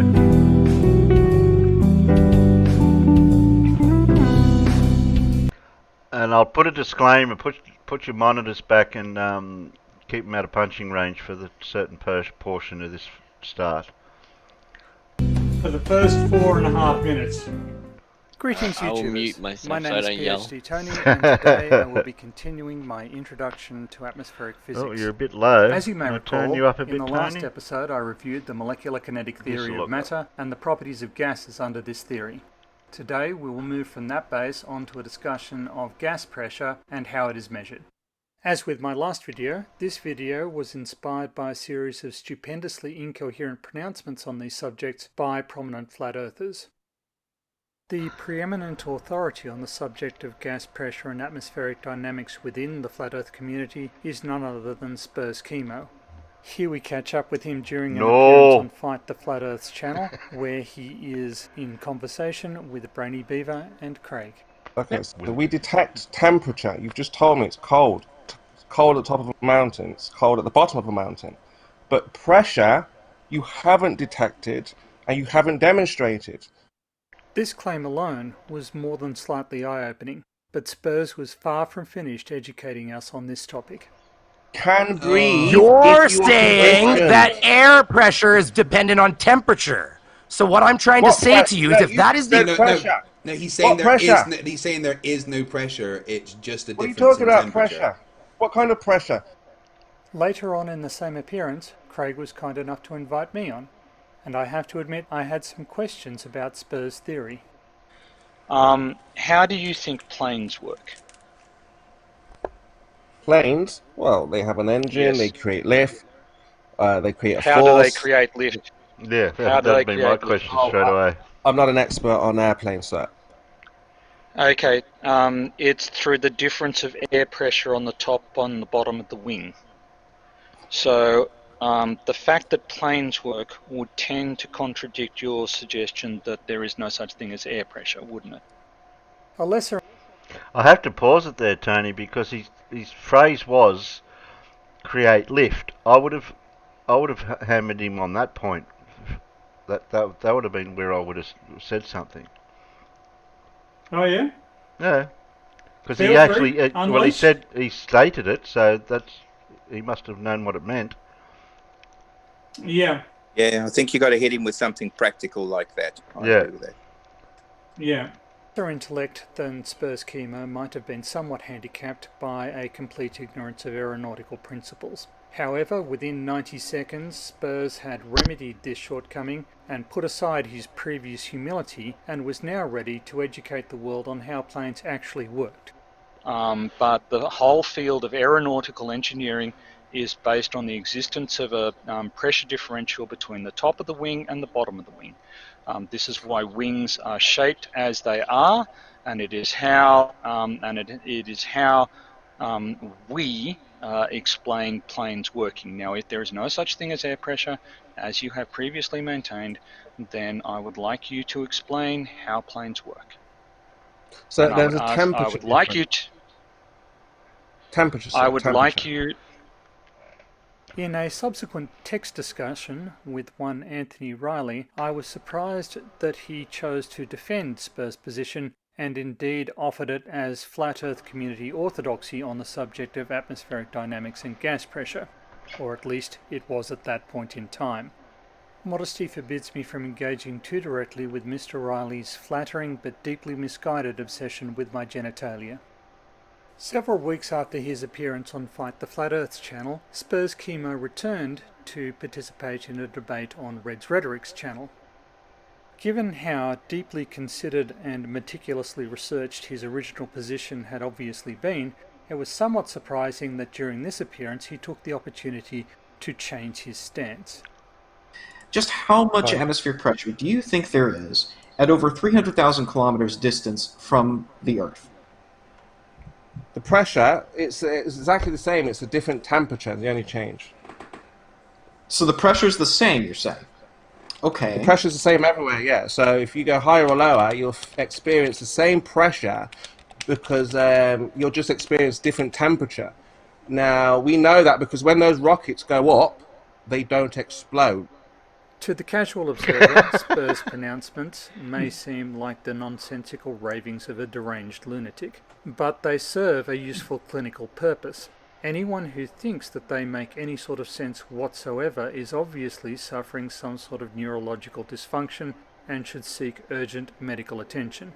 But we have lingered in La La Land long enough, it's time to turn our attention to some science. The impact of a gas molecule against a surface applies a force against the molecule. The molecule's velocity is changed, therefore the molecule has been accelerated, therefore a force has been applied. By Newton's third law of motion, any force applied to the molecule by the surface must have an equal and opposite force applied to the surface by the molecule. The pressure applied by the gas against a surface is simply the force exerted by the impact of the gas molecules divided by the area over which those impacts occur. The magnitude of this force depends on the velocity of the gas molecules and the frequency with which they impact the surface. In the temperature and pressure conditions that apply near Earth's surface, a single cubic centimetre of atmosphere contains 2.7 by 10 to the 19 gas molecules. That's 27 billion molecules. The average speed of these molecules is 515 meters per second. As a result of these staggeringly large numbers, the frequency of collisions between gas molecules and surfaces is extremely high. But the frequency of these collisions may be further raised by introducing more gas molecules or by reducing the volume that the gas occupies. Conversely, the frequency of collisions may be reduced by reducing the number of gas molecules available for collisions or by increasing the volume occupied by the gas. The temperature of a gas is directly related to the velocity of its component molecules. Changing the temperature of a gas in contact with the surface therefore changes the kinetic energy of the gas molecules impacting that surface and directly influences the gas pressure applied against that surface. For a fixed amount of gas at a fixed temperature, the pressure exerted by that gas is inversely proportional to the volume occupied by the gas. This relationship is described by Boyle's law. For a fixed amount of gas at a fixed pressure, the volume occupied by that gas is proportional to its temperature. This relationship is described by Charles' law. At fixed pressure and temperature, the volume occupied by a gas increases in proportion to the amount of gas present. This relationship is described by Avogadro's law. These three physical principles have been extensively observationally validated and may be combined to form the ideal gas law, presented here in a slightly adjusted form suitable for use in atmospheric physics calculations. The ideal gas law has itself been extensively observationally validated and has been found to be appropriate for gases that are not at extremely low temperatures or extremely high pressures. A variety of different physical mechanisms have been exploited in the design of gas pressure sensors, but common to all of these designs is the principle of measuring the force applied to a fixed surface area. In the case of a mercury barometer, such as the one pictured here, gas pressure is applied to the surface of a reservoir of mercury, which is consequently displaced into an evacuated glass tube. The amount of mercury displaced into the tube is directly related to the gas pressure applied to the reservoir. Aneroid barometers are built around an evacuated metal canister. This canister will expand if the pressure applied to it is reduced and will contract if the pressure applied to its exterior is increased. These expansions and contractions are directly related to the position of a dial by a spring and a gear. Microelectromechanical barometers work by detecting the change in capacitance or resistance as a diaphragm is deformed by gas pressure. Regardless of the style of gas pressure sensor being employed, the sensor is only sensitive to the impact of gas molecules against its detection surface. The sensor itself has no idea if it is inside a vessel or outside of a vessel. It cannot determine its location. All that gas pressure sensors can detect is the force of gas molecules impacting against the detection surface. Nothing else is relevant. If we remove the gas pressure sensor from the system, gas pressure at the point formerly occupied by the sensor does not magically disappear. It does not drop to zero. Gas molecules continue to impact the surface formerly occupied by the detection sensor with the same mean velocity and the same frequency of collision. Any object occupying this point will be subjected to the same pressure as the sensor. It follows, therefore, that gas pressure does not require a physical surface in order to exist. It may be calculated across any nominal surface. We may further illustrate this point by considering a gas pressure sensor inside an open vessel. The pressure inside and outside the vessel are effectively the same, and the presence of the vessel walls has no impact on the pressure measured by the sensor. This remains the case even if the vessel is subsequently sealed. The pressure measured by the sensor is not dependent on the presence of the walls or the seal at the top of the vessel. In this case also, the pressure inside the vessel and outside the vessel are effectively the same and will remain the same unless some work is done upon the vessel or the gas inside it. Having isolated the gas within the vessel, we may now change the temperature of the gas, change the amount of gas present, or change the configuration of the vessel and thus the volume occupied by the gas. In this last case, the reaction force applied by the walls of the vessel is being used to change the pressure within the vessel. But this is only a particular special case of a much broader range of physical phenomena. As I discussed in my previous video, gases and liquids are both characterized by a loose molecular organization. This lack of a rigid molecular structure makes fluids particularly susceptible to shear forces, and they will adapt their geometry to conform to the forces that they are subjected to. Reaction forces applied by the walls of the vessel in which a fluid is contained are the most obvious and commonplace example of this phenomenon, but it applies more generally to any force the fluid is subjected to. For instance, ionized gases or clouds of plasma will adopt a geometry to conform with electromagnetic forces they are subjected to. This is illustrated here by this picture of the inside of a tokamak fusion reactor. Similarly, gases and liquids will conform to the gravitational forces that are applied to them and adopt an appropriate geometry. The equipotential surfaces of Earth's gravitational field are very approximately spherical. As a result, Earth's atmosphere and hydrosphere adopt a spherical geometry to conform to the gravitational forces applied to them. On smaller scales, fluids can be demonstrated to conform to the gravitational forces applied to them by the existence of tides. The amplitude and rhythm of tidal signatures is exactly as predicted by examining the gravitational forcing of the Moon, Sun, and other celestial objects. While ocean tides are the most obvious and commonly experienced expression of this physical phenomenon, the solid Earth and the atmosphere both also experience tidal forcing. I have shown here the M2 and T3 components of the atmospheric tides and the atmospheric loading correction that must be applied to GPS time series. This correction is required because tidally forced atmospheric loading applies a force to Earth's surface which results in a surface deformation. So today we have discussed the physical phenomenon of gas pressure, what causes it, how it is measured, and the physical laws that relate it to gas temperature, gas volume, and the amount of gas present. We have also considered practical examples of the response of fluids, both gases and liquids, to the forces applied to them, be they reaction, electromagnetic, or gravitational forces. Armed with the information presented in this video, we can return to Spurzheimo's original pronouncements. His claim that atmospheric pressure does not exist and cannot be demonstrated is simply delusional. Even leaving aside direct observations of atmospheric pressure, it is obvious that without atmospheric pressure, birds, planes and gliders could not stay airborne. They do stay airborne, therefore atmospheric pressure exists. Similarly, his claim that atmospheric pressure is everywhere uniform can be directly contradicted even without instrumental observations of atmospheric pressure. In particular, we can use the change in the boiling point of liquids with altitude.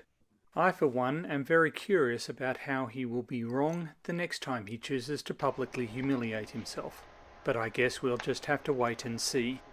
Well, I guess that about does it for this episode. Thank you very much for watching, and I hope you'll join me again next time when I move on to atmospheric pressure gradients and how they are governed by Earth's gravitational field. See you then. Ah, interesting. Nice work. Yeah. Thank you. That means a lot to me, actually, Phil. Who would dare take that on?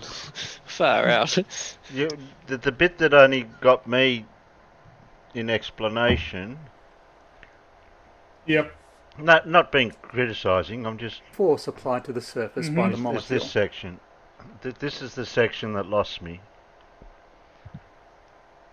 Everything else I was understanding.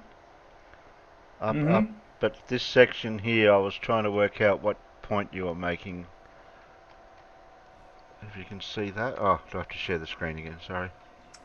You do have to share the screen again because I've got no idea what you're looking at the moment. There you go. It was this section before you went on to after that. This bit here was where I was confused. You were talking about how molecules were affected by. I think you were talking about the effect. I don't know. There's certain parts that I couldn't understand of what the point was of what you were saying. I know you're explaining something, but it's the point of what I was basically. So what I was basically doing here was just presaging the next slide. Right. So the pressure. So I was basically explaining that the force applied to a surface by gas molecule collisions depends on the frequency with which those collisions occur and the energy associated with those collisions. The frequency of the collisions depends on the volume occupied by that particular volume of gas and the amount of gas present. And the energy of the collisions is impacted by the temperature of the gas, which is to say the velocity of the gas molecules. That's the point that I basically what I was saying at this point is basically the next slide. So the next slide, which introduces the three gas laws, Charles' law, Boyle's law, and Avogadro's law. I was basically just describing these laws in words, in an intuitive sense. If I could have read what was under these three top sections, I couldn't quite read them because on my screen, they're too small. Okay. So I missed out on those parts. Okay. So basically, Boyle's law says that at constant temperature and amount of gas, pressure decreases as volume increases. Right. Charles' law says at constant pressure and amount of gas, volume increases as pressure increases. Right. And Avogadro's law says that constant pressure and temperature, volume increases as the amount of gas increases. So they're basically just pointing out the relationship between P, V, T, and N in the equation below. N is the number of moles of gas present, V is volume, P is pressure, and T is temperature. So you've got these four variables, but they satisfy various laws of proportionality, which mean that they can be simplified into the ideal. Under most circumstances, I will correct myself. Under most circumstances, they can be um, simplified into the ideal gas law as presented here. And do the whole three laws work in conjunction with each other, or they have to be looked at separately? They hold in conjunction with one another as expressed in the ideal gas law. Right. But the three laws, and this is common to multiple fields of thermodynamics. You kind of have to hold one of the variables constant and examine the other two, right? So you've got pressure, volume, and temperature, and you've got to basically, to understand the system, you've got to try and hold one constant and then look at how the other two are behaving. Yeah. Would you agree with that characterization, Phil? It sounds good to me. I can't fault it. So no, it's all good. The only thing, Tony, is bringing this back to a level that I think making it more accessible. So you might have to explain some of the other features of, for instance, this is a really important formula, PV equals nRT, and just maybe explaining. Well, one of the ways I do it is I take it back to Boyle, and I start with Boyle, and I talk about how Boyle had a look at pressure and volume and said, look, let's keep temperature constant, and therefore we'll have a look at pressure and volume. And then along comes his friend Charles, and Charles says, you know what? It's actually pressure and temperature, and we'll keep volume constant. So he looks at that. The Gilles-Sachs comes along, and then they agree on an equation that has all three of them. So now you've got PV over T. Yeah. Then the chemists come along and say, well, you guys are really, really good. Thank you very much for that. But it's useless to us chemists because we want to know how much. Yeah. It's not enough to know its pressure, temperature, and volume. We want to know how much stuff, because that's how we make our money. We make stuff. Yep. Now, you've got to go back to Avogadro now and say, well, Avogadro, how the hell do we work this out? And Avogadro says, well, you know what? If you get 6.02 by 10 to the 23 particles in, let's say, 0 degrees at 101.3 kilopascals, it will occupy exactly 22.45 liters. Yeah. Now we not only have pressure, temperature, and volume, but we actually got a way of expressing that in terms of how much stuff, how many particles, and that's what's important. Yeah, thanks, Phil. Yeah. Looking back on it, it is a bit abstract, and I have had people react that way in the chat. That I got a bit over technical here. Yeah. But what I didn't want to do, and what I'm very conscious of, is a consistent platter tactic is that they require you to simplify stuff to the point where you make a misstatement, and I didn't want to do that. So I'm I sort of err on the more technical side of things, but I could have explained it more directly and more more intuitively using the tactic that Phil just described. Is it? Well, my favorite part of the video, though, Tony, was sorry, Terry. My favorite part of the video was I was speaking how first. you explained what was happening with chemo and how he was acting and presenting things. I felt that was really fun. It was good. So don't take that out. That was awesome. Sorry, Terry. Okay. I'll forgive you this time, Sheepy. Because I've only got a 5-second brain. I'll forget what I was going to say in 5 seconds. See, now I've forgotten what I was going to say. Oh, damn it. Damn it. See, you were going to say fantastic video, Tony. Couldn't have done better myself. Yeah, okay, I'll say that as well, but I did want to reiterate something else and add to that. Well, for people like me, even though I'm not a flurfer, and you have to explain things, dumbing them down. For me, I've got to dumb things down even more. So just to get some understanding of in this area, like I understand. So I'll scroll forward. I understand this how the atmospheric pressure pushes on the liquid to push the liquid up into the little up into the to the glass tube. Right, I understand that. Yep. Okay. Where's the next one? Or something further on. Oh shit! I've lost the spot. Lost the spot where it was. Okay, where was that? Where was that plane wing? Just There was a plane wing way somewhere. down the end. Yep. There you go. Yeah, that one. Way down the end. I understand how a wing works on a plane. How it creates lift. I understand that.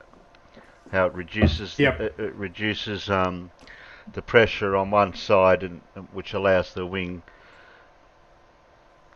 for less gravitational forces to hold it down, and then the air pressure. That's not exactly how I would express it.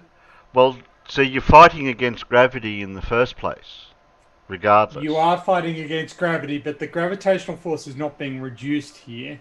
It's the upward force is being increased as a result of the difference in pressure gradient between the top and the bottom of the wing. Yeah. Gravitational force remains the same. The net force on the wing changes as a result of velocity through air. So the gravitational forces stay constant on the wing, but you're creating lift to counteract the gravity. By moving it. Yep, that's right. To more than to counteract the gravitational attraction downwards. Yes. Okay. That's about all I've got, I think, for that. If any other questions are out there in the peanuts or whatever. Well, the peanuts. Can I just add something to this? So one of the things that, for instance, when you heard Spurs Chemo talking before, saying, "Well, this is temperature." So flat earthers tend to say that a lot. They say, "Well, like the airplane flies because of temperature." Well, the people who invented the damn airplane weren't thinking about temperature when they designed it. They were thinking about pressure. Yep.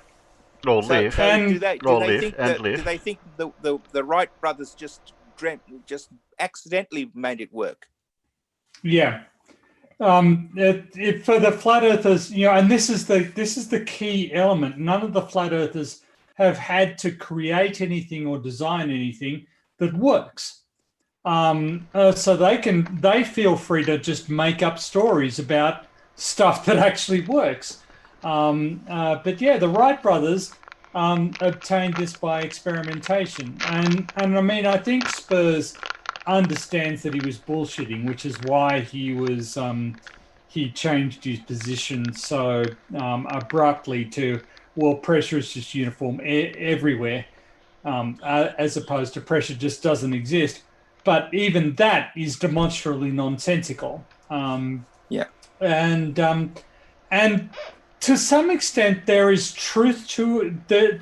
So when you say, well, the expansion of a gas as it moves upwards is a temperature effect, there's a sense in which that's true, because in equilibrium conditions, in a hydrostatic equilibrium, pressure and temperature are not independent variables, right? If you know pressure, you can work out temperature. If you know temperature, you can work out pressure. So it's but the claim that temperature varies with altitude but pressure doesn't is absolutely absurd. There's no physical basis for claiming that, and indeed it's impossible. It's impossible. That's the word. Yeah. The very fact that air gets, and my next video, which is about pressure gradients, also discusses the mechanism that explains air getting colder as it gets higher. Under the flat Earth formulation, there's no explanation for that. It just is. Um, uh, it's just the case that as it gets higher, it gets colder. Well, why? Aren't you moving closer to the sun? Yeah. Yeah. Aren't you closer to where the sun is? Shouldn't you be warmer? Why are you getting colder as you get higher? And if you if you just take a plane ride once in your life, you can, they will provide a display where they provide the outside temperature, and the outside temperature is really, really cold. But if you put a balloon around that air and brought it down to surface pressure, it would be a lot warmer than the air is at the surface. Um, that is why it is at that altitude, is because it is so much more energetic than the air that is at the surface. This is how atmospheric structure works. I don't know. They're just completely oblivious to a lot of it. Well, a good explanation would be if you filled the balloon. In fact, we use this as an example for a question. If you filled the balloon with say 10 liters, and then brought at minus 51 degrees, which is what would be say at 35,000 feet, and then bring it down to Earth, how many liters would you still have in the balloon? What volume would that balloon have? It would be a damn sight less. Yeah, so that's right. That would be because of the temperature and the pressure. So it's self-evident. And conservation of energy, right? So yes. The internal thermal energy of a packet of air is given by CV so CP dt plus dP on R on rho on density. So if you increase the volume, you must decrease the temperature. If you decrease the volume, you must increase the temperature, because it's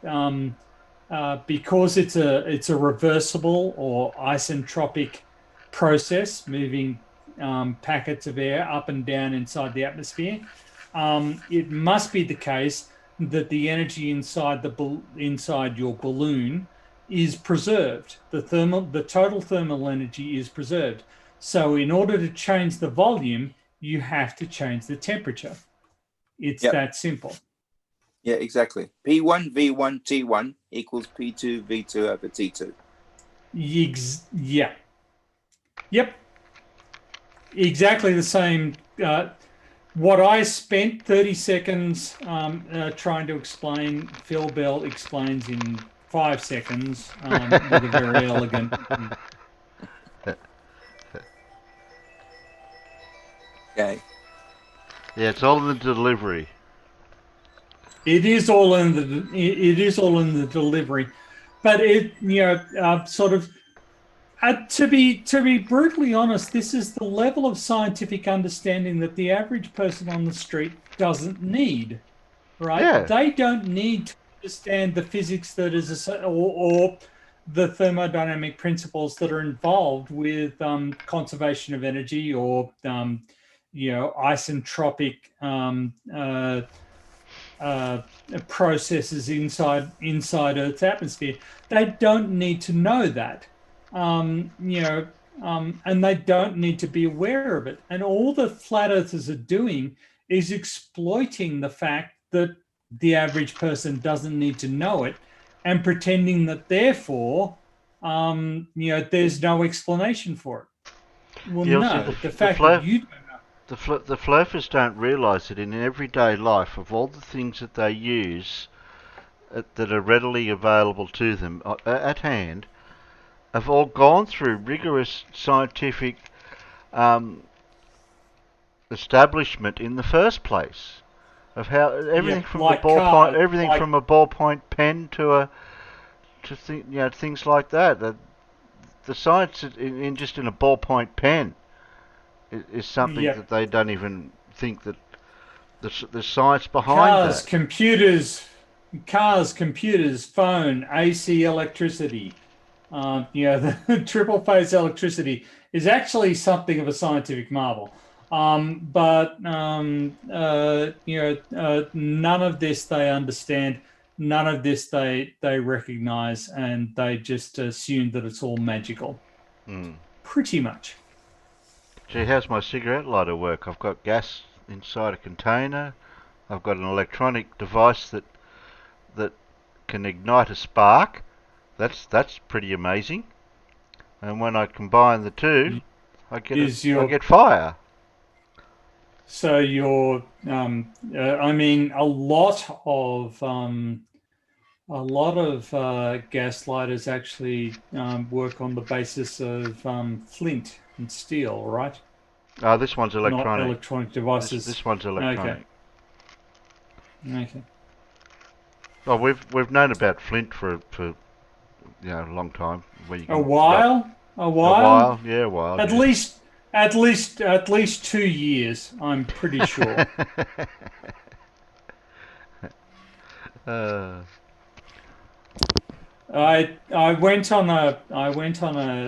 was taken on a field trip in Scandinavia where we were looking around sea level indicators throughout Sweden, paleo sea level indicators, and this guy had a trench dug in his backyard, and this trench preserved various layers of the sea level history of the region he was in, and Wow. and he invited us in, he invited us into his living room, and there on his mantelpiece was this glorious flint axe head that had been dug up during the excavation of the trench, and it was an absolute masterpiece. It was just exquisite, this flint axe head.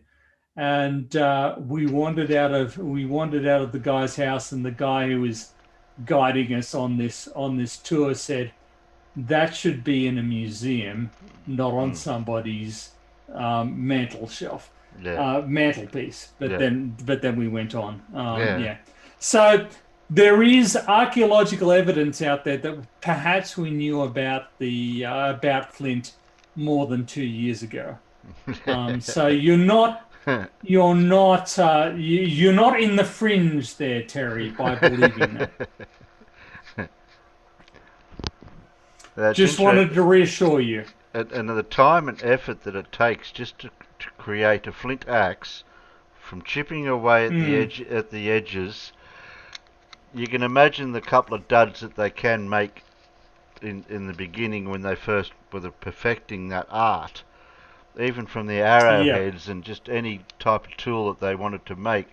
And those edges can be so more razor sharp than a razor, so to speak. Yeah, as I say, I was in Scandinavia for a while, and when they do there's a period where the farmers till their fields. They basically go out and they plow over the last year's remnant plants and plow them into the soil and whatever. And in the process, they churn up, a practically infinite number of flint tools.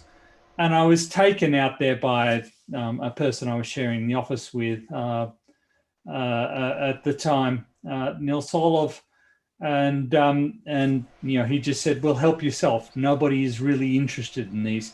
And I just went out and I collected like a dozen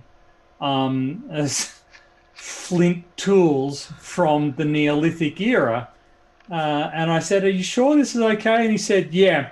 I brought an archaeologist out here and I showed him a flint tool, and he said, and he looked at it and he's gone, "Yeah, that's Paleolithic." And then he threw it over his shoulder.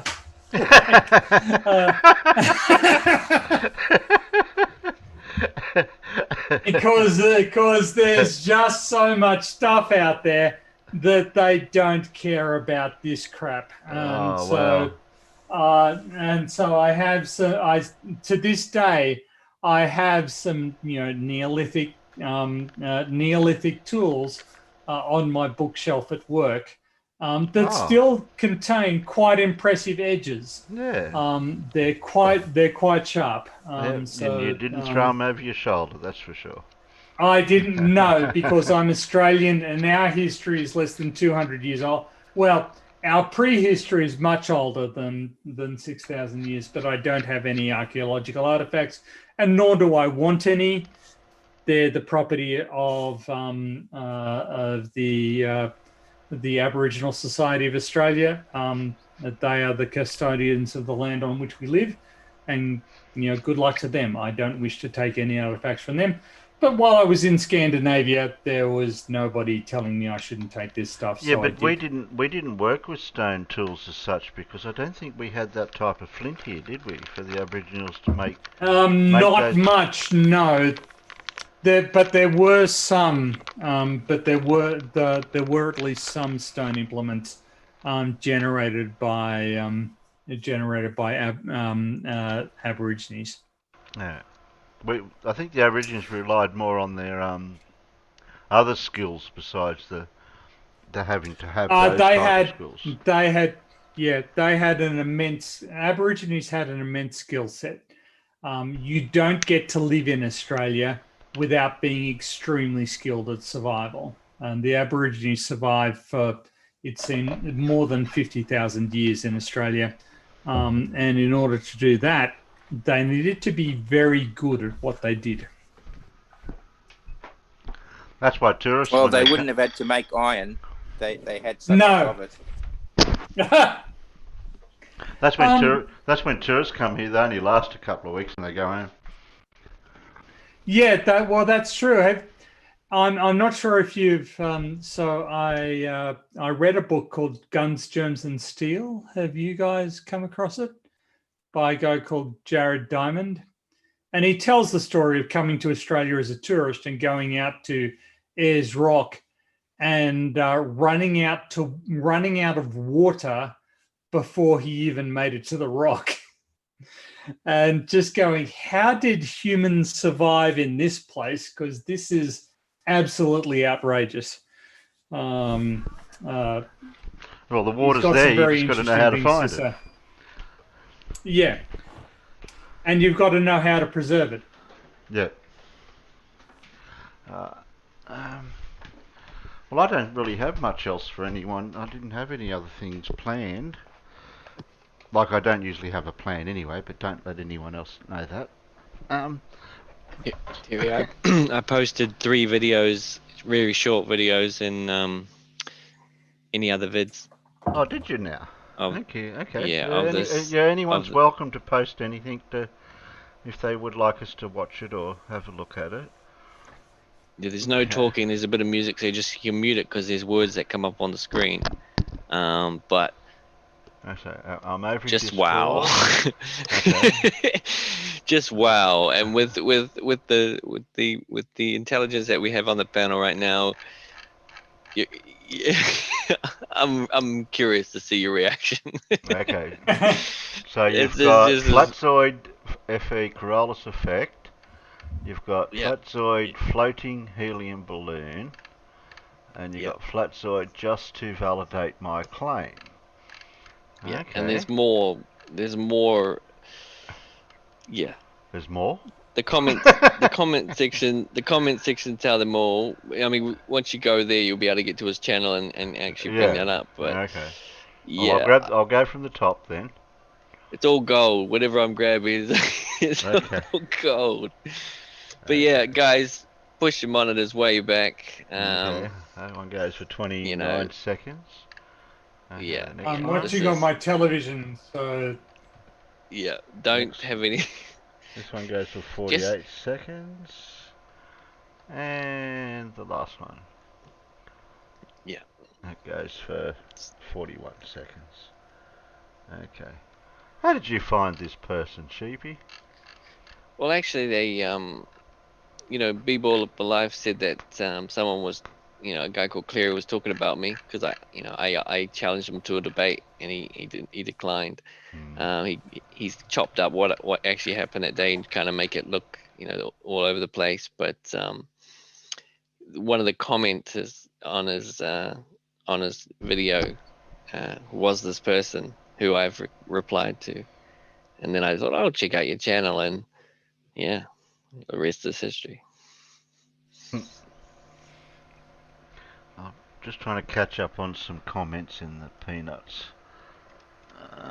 Glover Mum said something about Tusk's video, so I said no for that because I don't remember catching that one.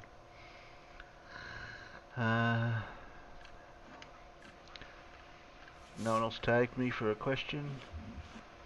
Phil says my lighter in action. 2C4H10 brackets G plus 1302 brackets G arrow 8CO2 brackets G plus 10H20 brackets G. I'm not even going to pretend I even understand what that meant.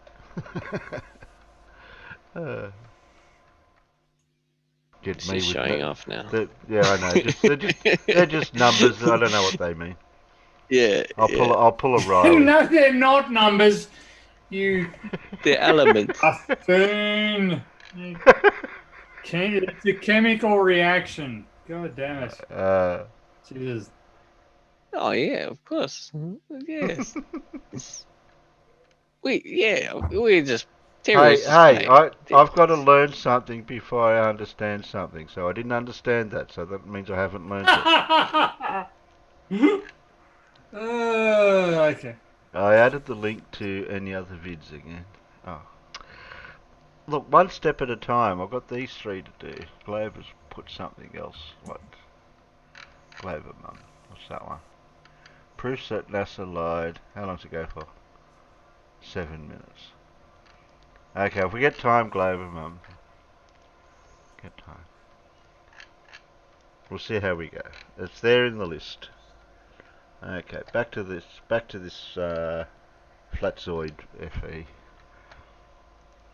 Okay. And we'll play them back to back because they only run for a few seconds each. Yeah, they're not there long. We go. So, Coriolis effect. Do we experience Coriolis effect on No, Earth? we're done. We're done. We're done. We're done. It's what? Yeah. This is it. This is the most. Look at his experimental setup and tell me that this is suitable for detecting Coriolis effect. No, it fucking isn't. Move on. Well, he says, do we experience Coriolis effect on Earth? I did a helium balloon demonstration showing we do not observe this. No Earth spin, no rotation. So that's his citation. Back Right. me up, Phil! Save me!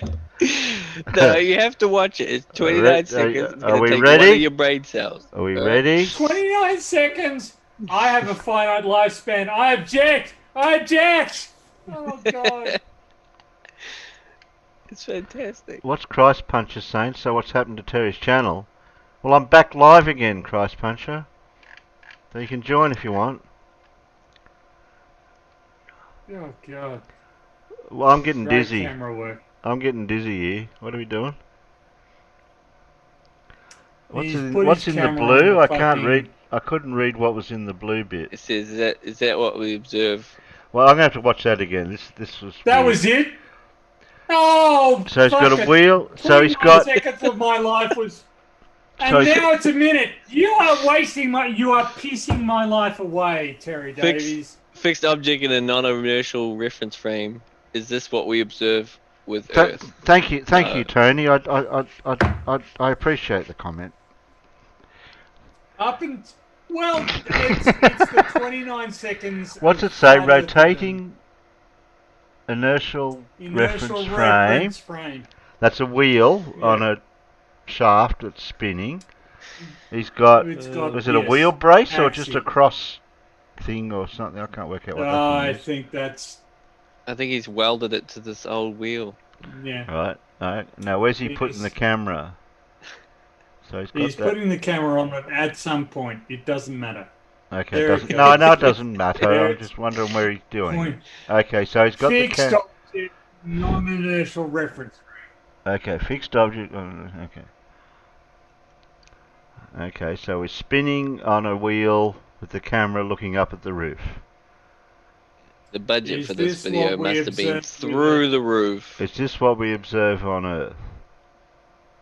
No, it isn't. What? Next question. So this is fixed object, right? In non-inertial reference frame. Oh God. What's his independent variable? And then is this what we observe with Earth? So Terry, can I have your name and address? And if somebody shows up in the near future and kicks you in the nuts, it isn't me. Well, they'd have to try to, because I can defend myself. Yep, sure you can. right, on to the next. On to the next. Does this mean another kick in the nuts? Can I have the next? This one is fantastic. It's twice as long. Right. Okay. So floating helium twice balloon. as long? Wait till we read Okay. his citation. Yeah. So, Yeah, do read you it think all. the Earth is moving? What if I told you the Earth is stationary and the Sun is the moving object observed? Dun dun dun. Oh, wait a minute, we've got more. Helium balloon hovering in same position for 25 minutes in a closed room to minimize any wind and movement. Camera set on bed at an angle towards the balloon and sun to watch the sun move out of position. Note: if a balloon moved away, it would be Earth rotating underneath it. If the balloon remains the same,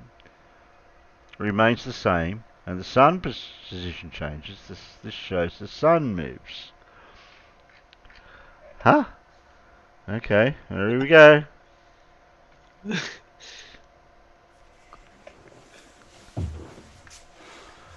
Does the Earth spin? Or is the sun moving?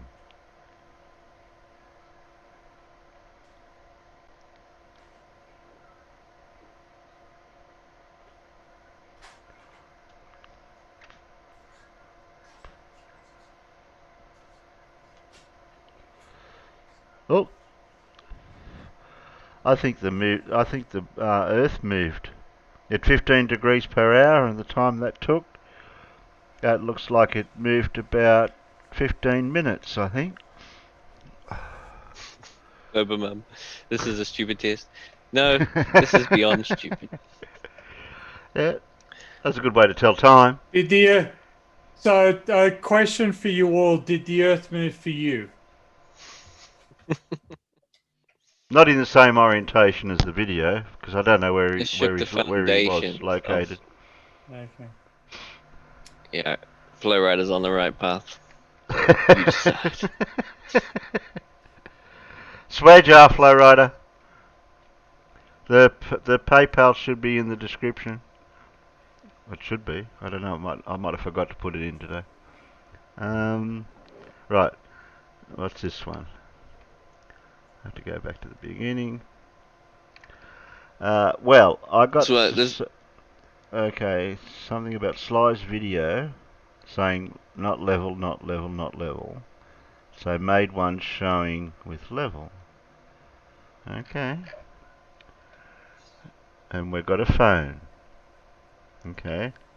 Here we go. Yeah. I thought I will do it again. This time showing the level. Eye level. Eye level to what? What do you eye level to? No one really knows, Derry. It says eye level. And the video doesn't help either. Eye level to what? What were you eye level to? Right, is that level to that point in the back of the wall?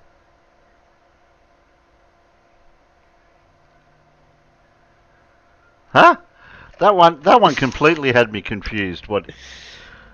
I'm gonna have to play that one again. Because he's got the phone with the app saying 0 degrees. Right. He's calling that level, right? It's not proving that it's lined up with anything at all. And because you can see the things he's got in the frame, he says it's lined up. But there's no way that was lined up. No. It wasn't eye level, that's for sure. It wasn't even in the middle. Yeah, there's a difference. There's a difference. I can see the difference in the eye level to what level is. So you can have level anywhere above or below eye level, but he didn't have it eye level. Yeah. It's not even centered. This is the most ludicrous. But the important thing that I divined from this most recent video presentation is that Donald Trump has claims that he and Melania have both tested positive for COVID. Oh. What? Is this new? Wow. Is this a new thing? This is news. This was news. This A news on flash. The ABC, The ABC news website. flash. This was on. This appeared actually under the video you were just presenting. Oh. So it's on the ABC. It's on the ABC news site. Oh, an hour ago. Okay. Well, we can play ABC. We don't get struck for that here. Really? Yeah. We can play ABC. We can play any Australian news stuff, but don't play any American or British type news. Yeah, because they will curse you unto the 7th generation. Yeah. No, we don't have. I've played numerous ABC. I think I've even played Channel 7 and 9 or whatever. Yeah. But this one goes for 5 minutes, but that is a bit long to play. Well, that was the introduction to Flatzoid FE. Yeah, okay. Even his name is quite funny because it's Flatzoid. Could just leave it there, right? But it's Flatzoid, Flat Earth. It's like, we get it. You get it. How are you doing? And did you have a quick peruse through his channels to see what else he's got? I had a look, and it's the sky. It's this. Oh, you might have to be. Well, if he's got enough videos there, even though they're only 10 seconds a thing, we're gonna go through them pretty quick. Well, I am at home. You might want to mute Tony too. So, just feel free to rock on out. You mean like that? Yeah, just like that. And then when he comes back, he'll have no clue how to. And Sheepy, I've been giving spanners out to people, but it doesn't show up. It doesn't show up straight away, so I've got no idea how that works. So no, I see. If you new spanner holders. Yeah, if you don't think you've got a spanner yet, don't panic. Okay. No, I can't play Clive. No, I definitely cannot play BBC. That'll give me a strike. But I can play ABC. Go back 2 hours in the chat. We have already buried Trump. Eh? Okay. I'm not going to go. I can't go back that far, I don't think. I haven't worked that out. You're already buried there. I haven't followed the election American stuff because that's their business, not ours. I don't see how that affects us directly. It may be amusing to some people for what's going on, like even their debate.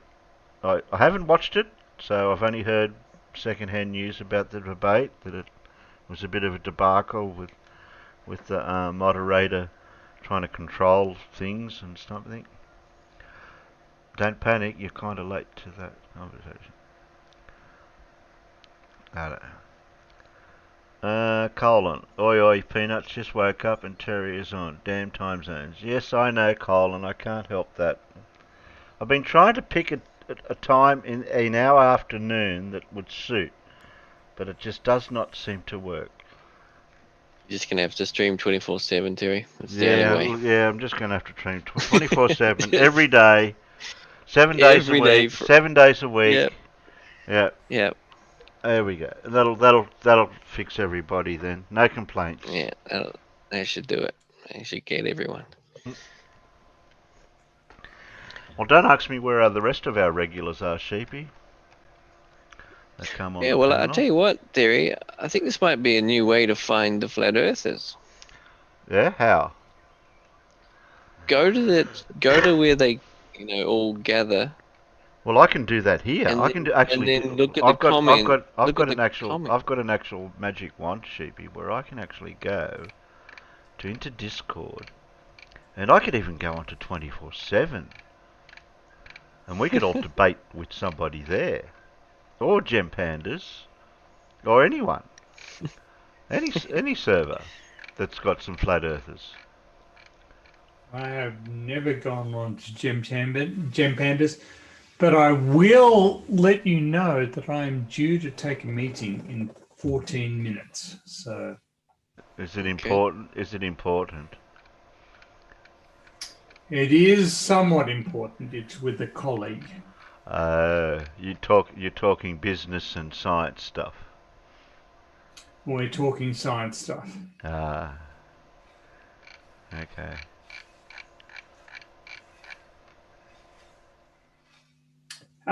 It shouldn't take long, but then I've got guests coming over after that, so Okay. I am going to have to. No, I appreciate you're able to have the time to even come in to do what you did do, Tony. I only just sent you the invite at random. I wasn't expecting you to be able to come. It was just an open question in case you could. Well, it turns out that because of the long weekend, I could. Oh, this weekend's a long weekend for some reason. I believe so. Ah, Yes. Okay. Over Labor Day, something like that. Pip's out. NRL Grand Final. I don't follow etc. that. I don't follow that crap. Right. Are you sure you're Australian? Look, I live about 2 kilometres from the beach. I got blonde hair. I don't surf. I hate the beach. I prefer to live somewhere else. I don't like swearing. I drink beer. Does that count? Yeah, it does. I hate beer. Okay. I think beer tastes like crap. No, I agree with you. But in my experience in my life, where I have drank spirits and drinks like that, I think I drink them too quickly because they're just like cordial. Hmm. So I can sympathise with that. Yeah. I don't drink that type of drinks anymore because of that reason. I drink it too quick. Okay. And then I get the after effects of it straight away. No Name says Australia's wasted on me. Oh, thanks, No Name. Look, I drink beer. That must be some constant. And I drive a Holden. So I do have some Okay. ticks in the boxes. I do have some That ticks in the boxes. definitely makes you Australian. Yeah, I drive 3 Non-Australians- Holdens. I've got 3 Holdens, so I make up for. That makes up for other You do things. not drive 3 Holdens. No, I said I have 3 Holdens. Okay. I drive 2 of them. That is. No, you do not. You drive one of the 3 at any point in time. Yeah, because I know you can't physically drive 2 at the same time. Yes, I understand that. Yes. Ah. I'm being excessively pedantic. Yeah, I was because going to on say the you street were. With no, I freely admit it. I was on Yeah, the street. I knew you were. I picked up on that demonic point. Davros earlier today, and he was just obstructionist, and I decided, okay, well, fuck being convenient then. Oh, you give Davros all your all that you want because everyone else does. Okay. And when he's wrong, be careful because you'll worm his way out of it straight away. Well, yeah. You're sounding like a flat earther now.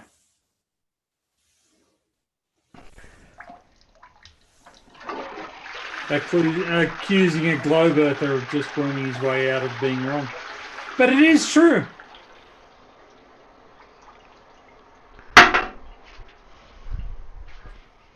Well, he is a welding professional expertise something. I forget what it is.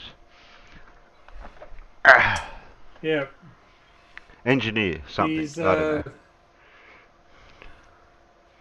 Yes, he's a fabrication engineer, something or another. Yeah. Well, did you know I spent 2 years at technical and further education learning about welding? I did not know that. And My esteem for you grows fractionally. And if I'd have spent 1 more year, which the teacher wanted me to do, I could have became a teacher. And I said, oh, I don't know. I thought about it, but I didn't do it. Oh, a fraction more. My esteem for you has grown a fraction more. But my esteem for you is only growing fractionally because my esteem for you was already so high.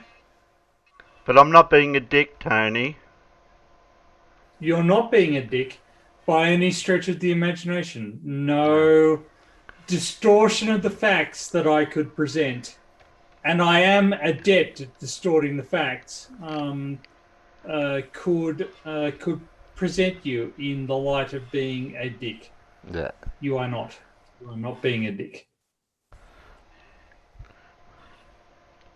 Okay, what else have we got for you guys? How long have we been going for? 2 3/4 hours. Is that all? Terry's coffee. What's that, Sheepy? Oh. I was talking about P sounds. I was like, no, Terry's making a coffee. Yeah. Where's Phil? Where's Phil? Save me. I'm trying to multitask. I've got a class on at the moment so I've got them doing some stuff. Okay. Every now and then somebody shoots a question at me. So Fair I've kind enough. of got to be aware of them. you can share your questions with us, Phil. Let's see if I can answer them for you. Yep. Oh, what sure. was the last Okay. question with this, Terry? Oh, love. Hey, Tony, give me some credit. I may be able to answer some of it. Take me half an hour just to type it out, though. Oh. Now, feel free to verbally summarize it. Okay, all right. Just let's do something. Okay, so I'll give you some simple factorization of a quadratic, okay? Okay. Yep. Now, that'll be right up your alley, Tony, so it shouldn't be any problem at all. Why not? Okay, Sure. Okay, all right, let's factorize. Okay, all right, using complete the square method, x squared plus 6x plus 3 equals 0. Factorize it. X squared plus 6x plus 3 Oh, we'd have to have typed that out. I would have had to have typed that out. Because I have to show me workings, Phil, when I do so calculations. it's minus b plus or minus the square root of b squared minus 4ac over 2a. So I said you have to use completing the square, Tony. No cheating. Well, but that is completing the square. I'm just jumping ahead. That's the quadratic equation. That is the quadratic equation, but that is based around completing the square. Yeah, it is. It is, but it's still cheating. Yeah. No cheating, Tony. No cheating. God damn it! No cheating. So that Wait a Okay, minute, so, Clive. so Tony, Clive's so in the Tony, what peanut you've got to gallery. do is Got the equation. Is that the same equation? x plus 3 squared equals minus 6. I don't know what Clive's typed. I don't know what that's to do with what you're talking about. Clive will have it, yeah, for sure. Clive absolutely will have it. How is Clive still even conscious? That's my question. Like, what self... Okay, so yeah. So I can't see Clive. Where is he? Has he got it? He's in the live chat. So Okay. x squared plus 6x. Okay, so that's x plus 3 squared. So that should be x squared plus 6x plus 9.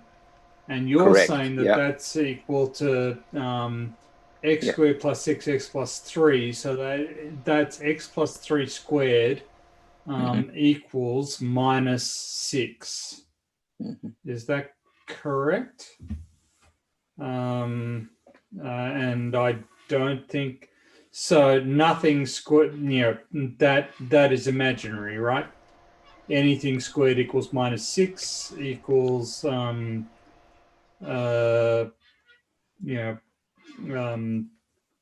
it's an imaginary solution. That's what I'm going to say there. Oh, you could leave it as a third if you like. Okay. Punchy, So what's Clive's it's answer? about time you joined one of my streams, unless you're asleep over there in America. Well, are you inviting Punchy I'm going to wait for Clive Flunchy? first. I don't know if he's on. I don't know who's on my Discord. I have to, when they come into the chat, I have to check. Oh dear. I get so many different people come in. I don't know if they're. I invited a couple of people tonight that were out there, but look, because of the time differences, it does make it a bit of a problem. Cupid spherical Earth and its time zones. We do have somebody joining us, another special guest, a Pommy. Who is? A Pommy that does photography and star trails and he's good. That's and he's got a video That's Alan. that proves that there is he's got a video that proves there is no. It's just Alan. We all know who Alan is. And he's got a video that proves there is no black swan. Okay. Oh, okay. Isn't that right, Alan? When he's unmuted. Oh, Still eating breakfast, mate. Breakfast? What time is it? 8 o'clock. Oh, Yeah, you had it's great. Did you get your early call already? I got my early call. Yeah, she's a bit late leaving. Okay. But I thought I'd better mute while I was munching. So x plus 3 squared equals x squared plus 6x plus 9. And you're saying that what I want is x squared plus 6x plus 3 equals 0, right? So what you're saying is that x plus 3 squared equals minus... x plus 3 all squared, yeah. Then you're going to have to subtract your 9 plus your 3. Is minus 6. Minus 6. Correct. Yep. So what you're saying is that x plus 3 equals the square root of minus 6, which is the square root of 6i. Square root of 2 times square root of 3 times I. And so it's 3, minus 3, sorry, x equals minus 3 plus or minus the square root of square root of 6i. Okay, so what does Clive say? Clive's got numbers. Okay. And letters. The square root of 6i. Square root of 2. Okay, hang on. Turn the sound off. Okay, Clive, where are you? There you go. X equals 3 plus square root of 6 and minus 3 plus square root of 5. Well done, Clive.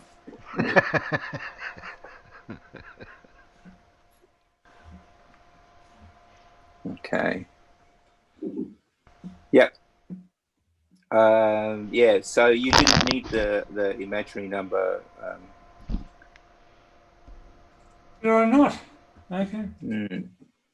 Irish Stew's got a formulation. Two sugars plus Now the you square could. root of the spoon equals Okay. good coffee. So let's try another one, but this time it's a race. Okay. So you're allowed to use the quadratic formula, and Clive has to use completing the square. Okay. Yep. All right. So I'll give it to you. I'll read it out to you in a second. Okay. All right. Okay. You ready, Clive? Okay. Okay. 2x squared plus 7x plus 4 equals 0. Oh shit, I was going to type that, but I couldn't get it out quick enough. 2x 2x squared plus 7x plus 4 equals 0. Solve for x. I don't know what I can't do the square thing. Somebody else might have been able to type it out quicker. I don't know the characters for it.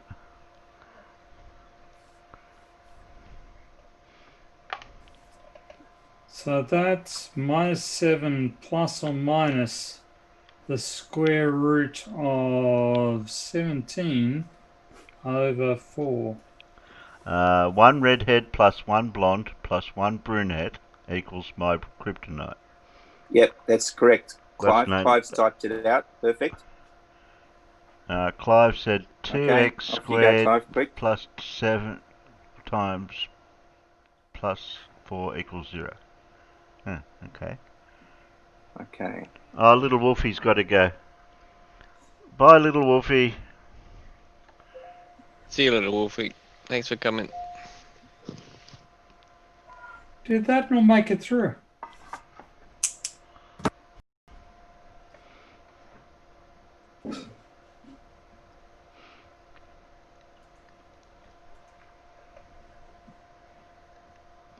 Punchy, are you on my Discord? Clive beat you to it. Did he indeed? I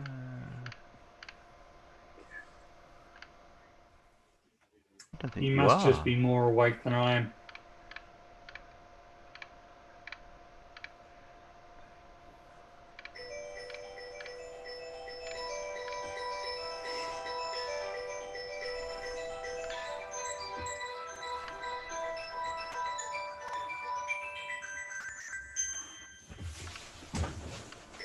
Sorry, guys, I've got to go take a phone call. Okay, Tony. Thanks for Okay. coming. Okay, thank you all very much. No worries, a pleasure Tony. to talk with you as always, Phil. No, good to talk to you, mate. Yeah. Catch you again Okay. on somewhere else or here. Yep. Catch you later. Later, Okay, Tony. mate. Bye. Well, I wouldn't have had a clue about any of that.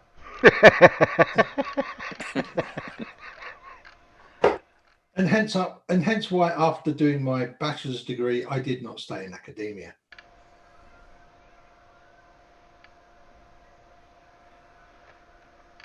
How can I send you I was a actually Discord? watching calculus video today, and I How can I send certainly you wasn't ready for that. How can I send you a link to my Discord, Punch?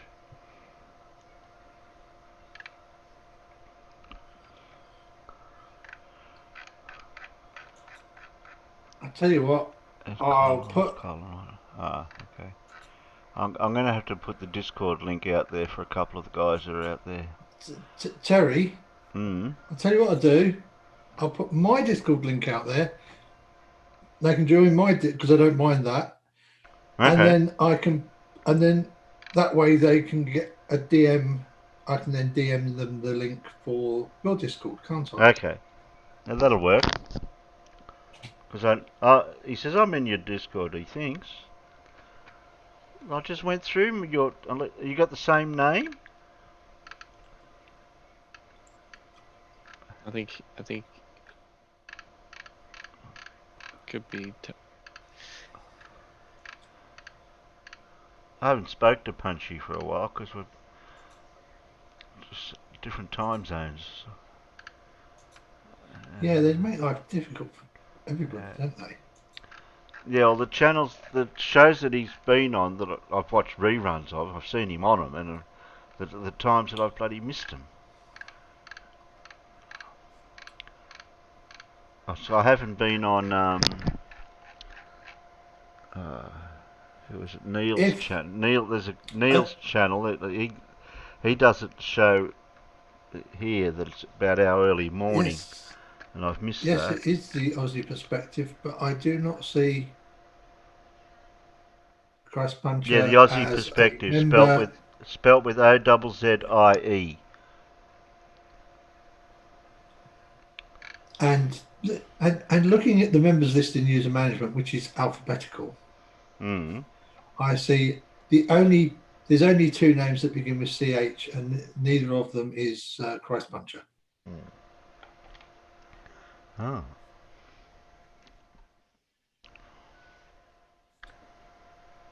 I could have found him if he was on another co-joining Discord. Oh, there he is. He DM'd me. There you go. There you are. Invite to server. There you go. There you go, Punchy. I just sent you a link to join.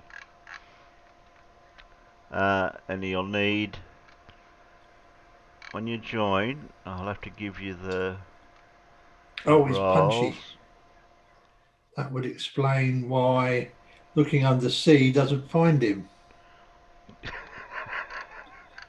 I call him Punchy. That's just easier sometimes for nicknames.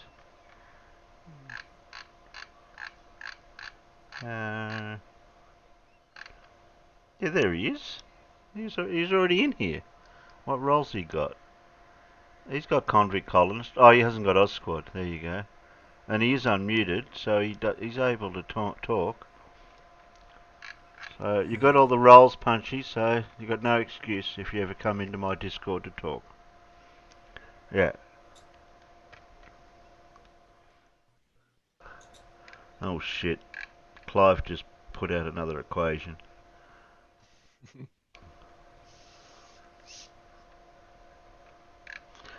He's having fun with these equations.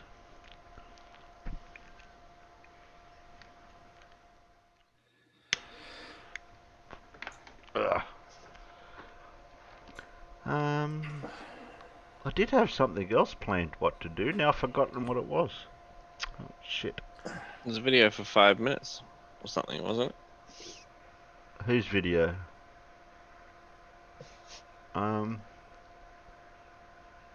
Okay, I've got a problem in the chat. You've got a problem? Go. Who you got a problem with? No, it's damn! I have to reduce it. It takes up 217 characters. Oh my goodness me! Yeah, Phil. I think there's probably now only one person around here that can do that. That's you, Phil. Oh no, Clive Wells might be able to do it. Yeah. Yeah. Well, I'll have to torture Clive. So here we go. Punchy says he's muted. No, you're not muted. I tell you what. You're not muted there.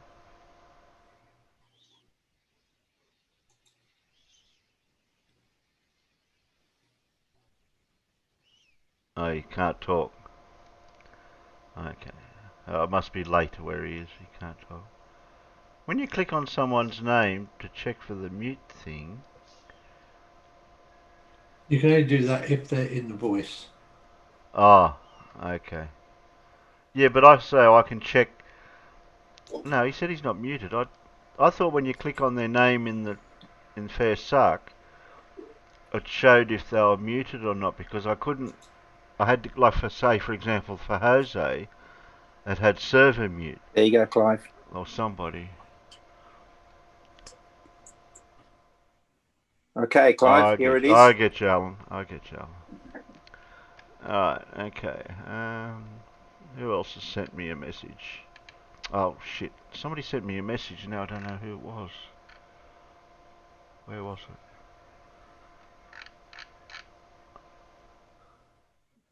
that was that was Colin's thing. Trump and Melania test positive for coronavirus. Were tested after his close aide was confirmed. So one of their aides got it. Geez, they don't keep themselves protected, do they? They're not. They don't care, This could be interesting. This could really stir up the U.S. election. Yes, very interesting, isn't it? Because would the Republicans be able to nominate a replacement? Let's just hope Mr. Trump doesn't get sick. We'll wait 14 days. You wouldn't want to wish that on anybody. No. Did I have another video to play or not? Oh, I can't remember now.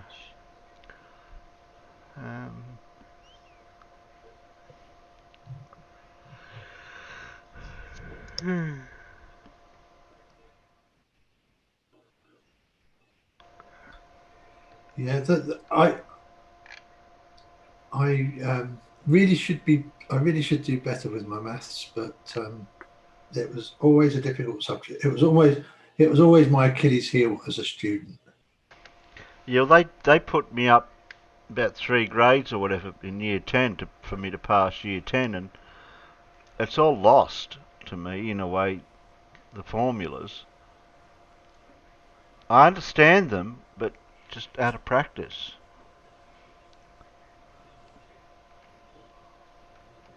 Well, yeah, that's the other one for me, is I'm out of practice because I have to do very little algebra.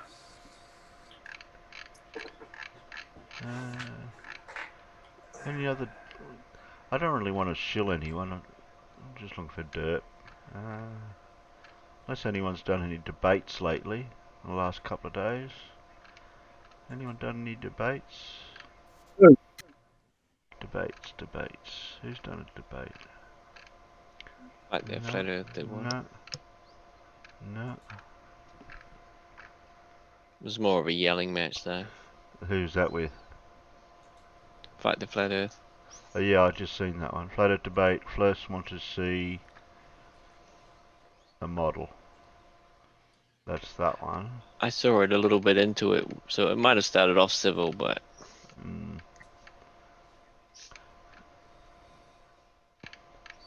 yeah, it's not so much flat earthers dying, it's just the flat earthers, there's just no flat earthers out there that will have a decent debate.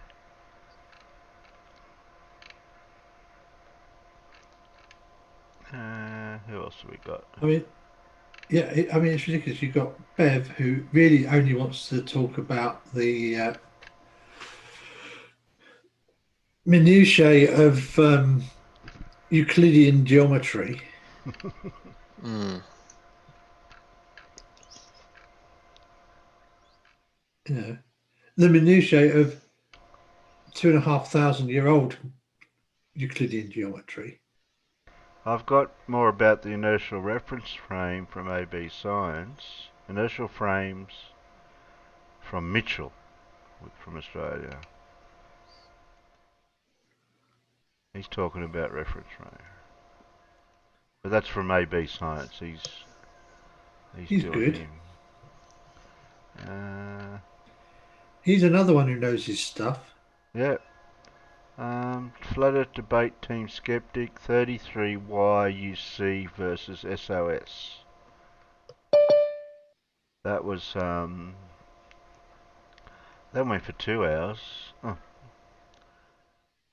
Here's Paul. What's Paul doing?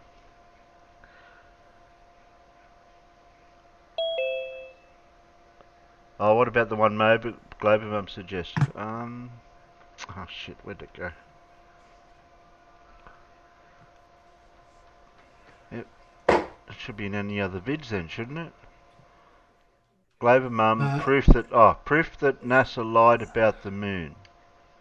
That goes for that only goes for 7 minutes. We could always watch that, I suppose. That was from Glover Mum. And I'll grab that. That one.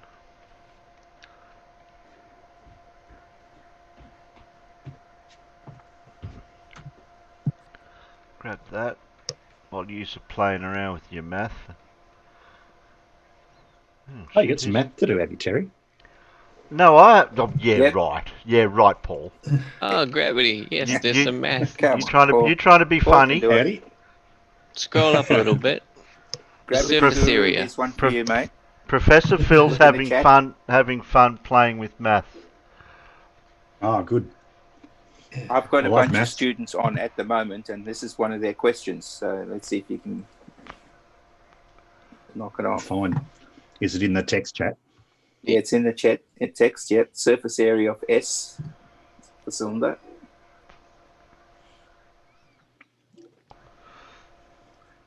Where are we? Oh, you premiered it for him, Glover. Okay.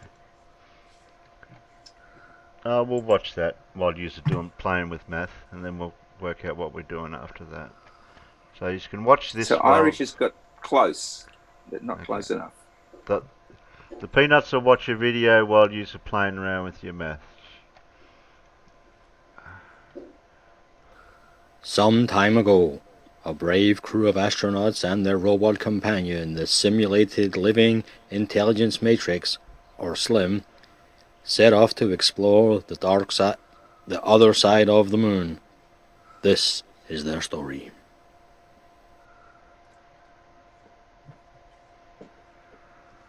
Ladies and gentlemen, what you are about to see is top secret. These are the voyages of the... Don't say that. What, You'll really? get us shut down. Okay, but it's in the script. Okay, right. These are the journeys of the Oh, for fuck's sake, what now? I can't even say that. Jesus Christ.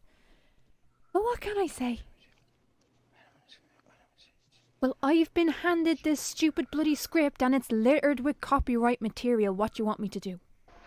And if you thought the last lot were bad, wait till you see this bunch. They have absolutely no sense of humor. None. Now, if you all finish trying to get us sued, we can continue.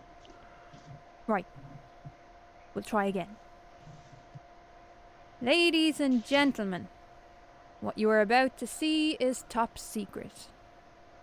These are the journeys of the space rocket. Further exploration in cosmology, our future frontier, or feck off. The plan was to feck off to the moon, to explore that bit around the back that nobody ever sees. Now, feck off's mission was to explore that part of the moon that we dare not to mention, to see if it was suitable for human habitation and not just big L, evil, robot, alien things. Or at least for a remotely operated military installation. Got away with that one. What the astronauts found when they got there, well, nobody expected that.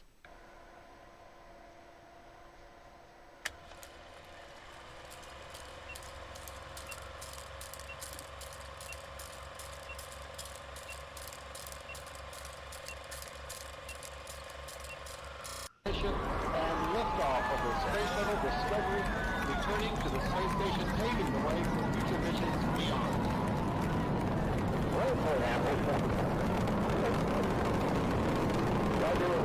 Right.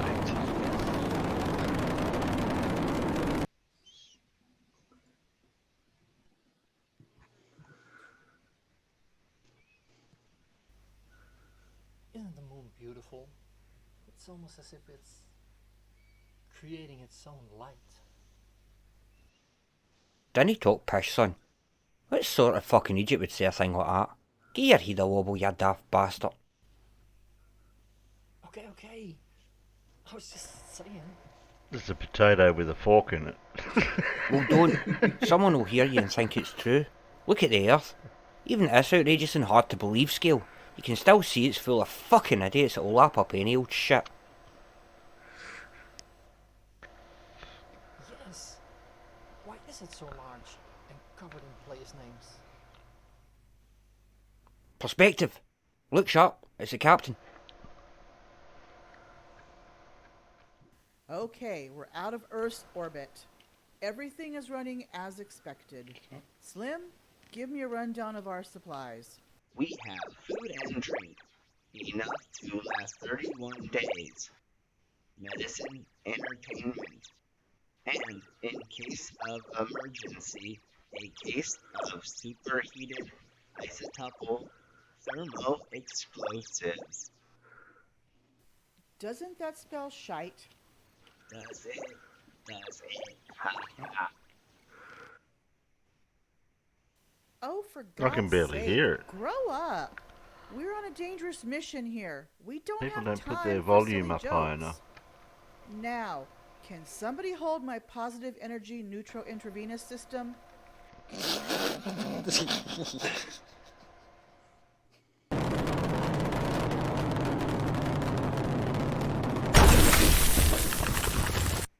Okay, we're going down to the surface. Be careful, we don't know what we might find there. You are all going to die. I just wanted to let you know that. Excuse me? When we get back, I'm gonna reprogram you and say, ah, it's the Slappysaurus from the other side of the moon. Huh? Are you presupposing a spherical moon, you moron? Can you prove it's spherical, or are you just begging the question? Yeah, you stupid idiot. Is it a reification fallacy? Is it? Throw shite at it! Oh, here. Hold this, ya bam.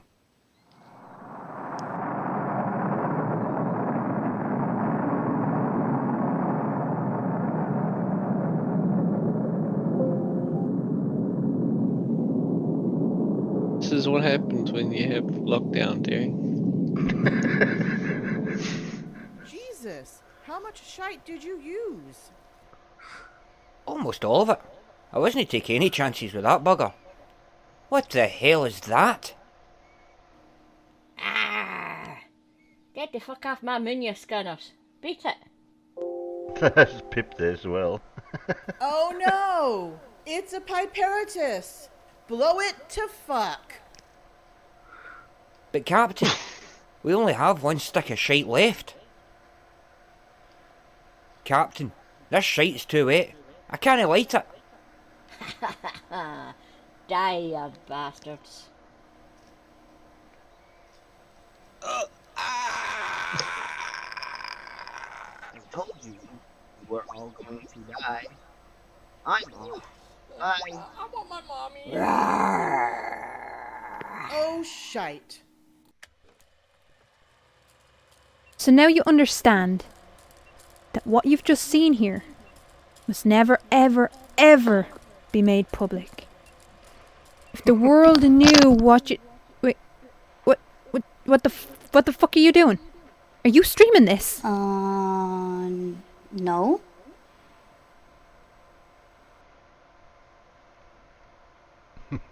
What?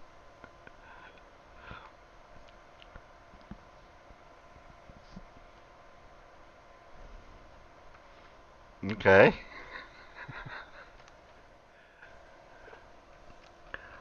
Can anyone explain what I just watched?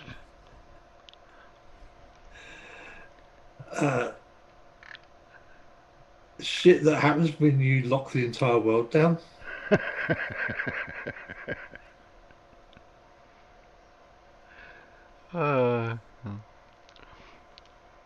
Okay. Sorry, I got no explanation for that one. And I can blame, who do I blame for that video? Globe and Mum. That's your fault.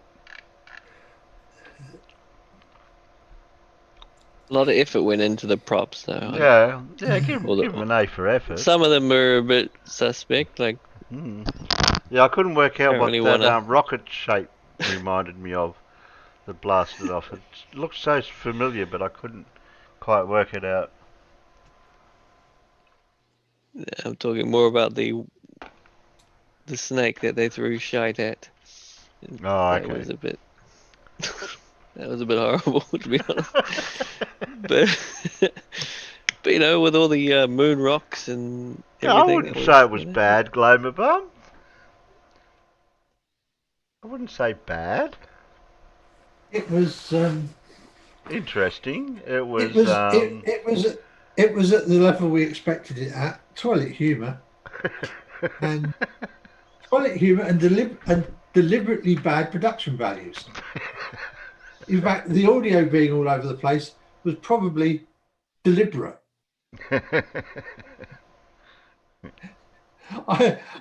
I'm surprised it wasn't all filmed vertically as well, just to cut so that everything was vertical to make it look like some flat earther videoed it on their mobile phone. Yeah. we had a couple of those videos already today before you got here, Alan. Found a new channel. Ah.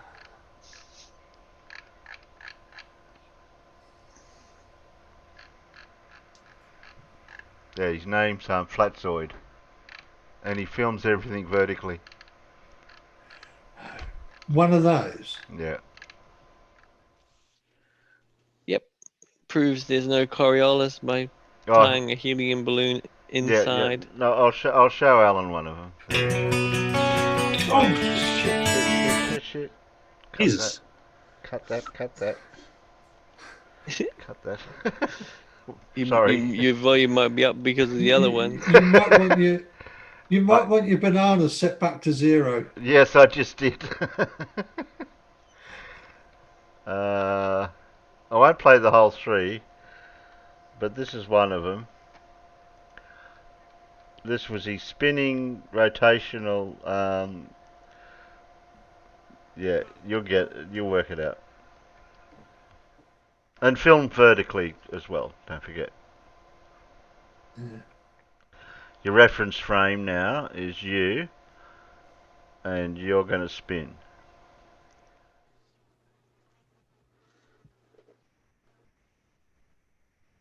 There you go. Good night, Clive. Thanks for coming. Oh, Clive's got to go. 8:30 a.m. I need to sleep.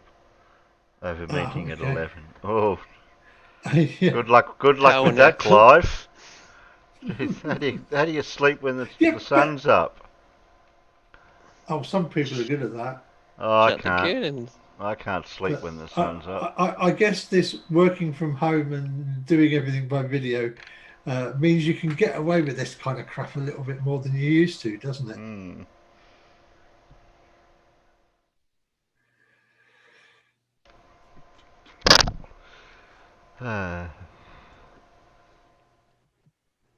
Alright. What else have we got? Anything else? Excuse me. I do Terry. What? You do what? No sleeps. No does permanent nights, doesn't he? He always sleeps when the sun's up. He's a vampire. Well, what are you doing, No? Why aren't you in here? If you're still awake. Not sure if he's got off work yet. Oh, yeah.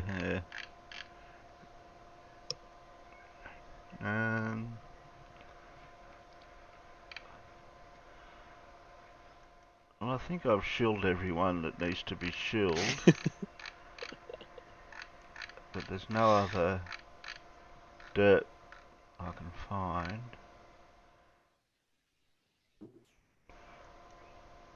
It's only that one. It's 8:30 p.m., Clive. You've already missed the meeting. Okay. I've got some dirt with some Fight the Flat Earth stuff, but I don't know what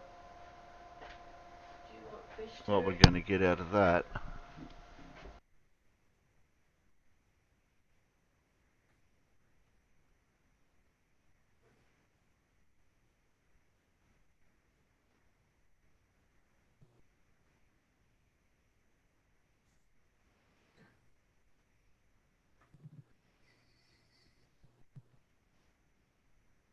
Yeah. Is he saying he won't come on now? No, he's saying no, it's not. That's nothing like what's happening. That is exactly what is happening in our model. Of course, these simpleton little idiot people that don't know how to conceptualize three-dimensional space. Yeah. Of course, they're going to be like, no, I didn't say I wanted to see that. I wanted to see an actual plane. You were supposed to jump in a plane and fly a plane backwards and go forward at the same time. Did you do that fight? No? Well, then I'm not coming on. No. Of course you're not coming on, you little fucking coward. Does that not qualify as a physical model of what he was asking for? Yeah. I mean, about as good as any model they'll ever present. James, you're in the chat. You can see it. This is exactly what you asked for. 100% what you asked for. Whether you agree with it or not isn't the point. But that is the relative motion of a plane traveling forwards and backwards at the same time. Exactly what you wanted. Jeff. So, come on, Jeff. Get your ass in here. Let me shit on your beliefs real quick. Join the link. You got what you asked for. Right, if he calls He's me in back, the chat. He can hear us. I know. Oh, weird. Alright, where is the preferences for this? Alright, give me 1 sec, because I'm going to route the audio for Facebook through, so if your phone's back, we can hear him. Yes, this is Jeffrey James that we're talking to, God's auditor. Oh, perfect. He wants the plane to moonwalk. Yep. No. You couldn't hear the call coming in. Can you hear that? No, I can hear it real lightly as if it's coming through your microphone. Right, maybe I've got that the wrong way around. And there are people out there saying that I'm low, and I'm looking at my thing. It doesn't show. It shows me coming through at a normal volume. M-Batch says I'm low. Cable. I don't know, David Cooper, or Daniel Cooper, I'm sorry. Alright. You got that? Okay, yeah, sorry. Right. Yeah, so yeah, how is that not demonstrating the relative motion that you don't understand? Okay, basically, and I'll make a video of this one day when I get around to it, yeah? You can demonstrate the physical motion of the phenomenon, if you like, of when you're in a train, right, and you're traveling in one direction. Stop smirking, mate. I'm explaining you the You're explaining me. Okay, carry on. I'm explaining explain someone. Dude, I'm stoned. Can you grow up for a sec? You can't use "I'm stoned" as an excuse because, like, that's me 24/7. Yeah, I'm fucking high as shit. I'm high as shit right now. We're on the same level, okay? I explained something to you as opposed to I explained. Like, guys, grow up. Okay, come on, explain me how it's wrong. Okay, if you act like 5-year-olds, again, I'm just gonna press stop and go away from you guys. Please explain me. I'll listen you, okay? Please. Yes. You shouldn't worry that as American, man. The way you guys talk English, I don't even know how to speak English. So, like, explain me something I imagine is the way you talk about things. Cool. All right. It's probably correct. Aren't you glad language isn't based on who won the war, right? Oh, team. Who won what war? Well, you know, they got angry about some The only one tea. that matters between you and I. The only one that matters between you and I. How about that? Oh my God, you are actually insane, mate. Okay, I'm listening you, please. Come on, let's hear why it's wrong, dude. You okay? So Mate, why is okay, You're explaining us? I'm going to explain this and I'm going to go because having that guy's like just sound of his voice. Come on, stick around, Jeff. I'll mute myself, Jeff. Please stick around. Literally. Do you know what? I was going to advise something for you. I can't remember what Skeptic, whatever your name is. I was going to send you some information on how to become dispossessed. How much is that going to cost me? I don't know. But I think you need it, bro. Okay, so James, Probably. why is this wrong? Why does this not demonstrate the relative motion? Let's go back to Flat Earth and stop talking about demons because Skeptic's in the room. But okay, right. What you've got here, right? What you've got here is is basically a nonsense model, which is why I challenge people to make. How this is it model, nonsense? Please explain. Because I'm going to make a video and I'm going to demonstrate. You know, I'm going to make buy these little models, you know, and video it and make a good video. But I don't know when, some point in the future, and demonstrate how you can demonstrate the relative motion in a model of what you experience when you're on a train. Okay. Yeah, and why isn't this that? When you're on a train, okay, and you get up and you walk in the opposite direction to the direction that the train is traveling. You are experiencing the phenomenon. You really see it visually, right? Is the person is walking in a forward motion quite clearly, but also quite clearly moving in another direction. Because that's exactly what I showed. No, you haven't. I have that plane. That plane is rotating. No, wait, hold on. Wait, James, let me hold on. That plane is rotating with the Earth. But hold on. Let me. You're saying it's not, and I have to defend it. So let me explain why it is, James. James, it is doing what you've just asked. Yeah. Okay. I'm gonna go. You haven't done it. I'll make a video at some point in the future. And You haven't explained why it's wrong. You've just said it's not. You haven't explained why. Come on, explain me, poppycock. That plane is going forwards and backwards at the same time. I'm trying to talk. Okay, carry on then. You have not demonstrated any relative motion. Oh yeah, this is the guy that talks for like 10 minutes and then says, "I need the time to talk." Please explain to me how I haven't shown that. Shut up, skeptic. No one's here for you, bro. Shut up. Yeah, team, you're unimportant. Shush. You are. You're kind of some weird demon possessed like weirdo. Yeah. I bet you wish you looked like me, bro, don't you? Anyway, back to the discussion. Wait, that's you on screen? Hold on, go back. That's you on screen? Put me on yeah, screen, no, thank bro. you. Still no, better thank looking you. than you, bro. Yeah, exactly. How is it that other people agree with me that you talk for 5 minutes and then ask for permission to keep talking? Yeah, come on. No one cares what you think, mate. So you still haven't explained why I did not show the relative motion of what you were saying. From our perspective, right? James, from hold on, from our perspective, look, James, let me talk for a minute. James, let me talk for a minute. From our perspective, all right, the plane has moved backwards with the ball. It's rotated with the ball as it's gone round, right? Yeah. But it is also I haven't finished. I haven't finished. In relation to the ball, it's also gone forward to get to the USA. So it's gone backwards and forwards at the same time. Yeah. That's exactly what you're asking for. Whether you accept it or not, that is exactly what you are asking for. Okay. All right. Okay, mate. I forgot what's it, Craig? Yeah, you'll never understand if you don't let him properly explain you. My name's Stan, actually.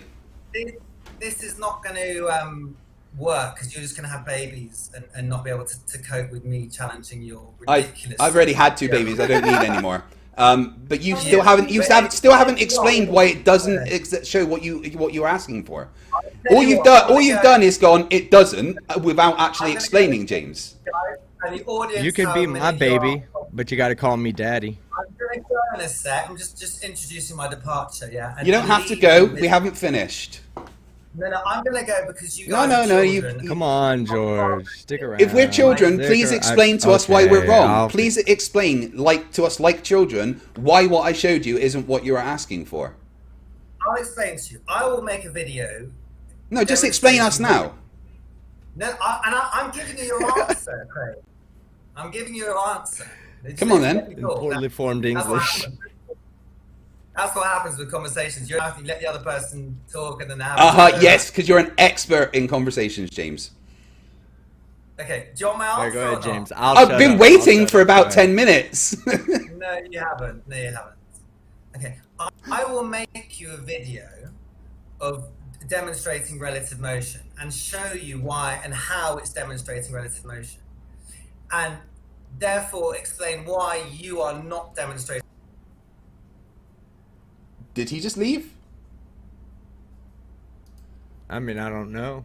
I didn't kick him out. I didn't kick him. He's just stopped talking. Oh, look at that. And you know there's a slight delay, right? And look at what Green Dragon Reprise said. Rage quit in 10, 9, 8, Oh, 7, he was counting. That came in before he left. Before. Oh my Good God. call on that. James, he didn't even finish what he was saying and he ran away. Let me message him on Facebook. Where'd you go? We weren't finished. Probably going to respond back with my tooth hurt.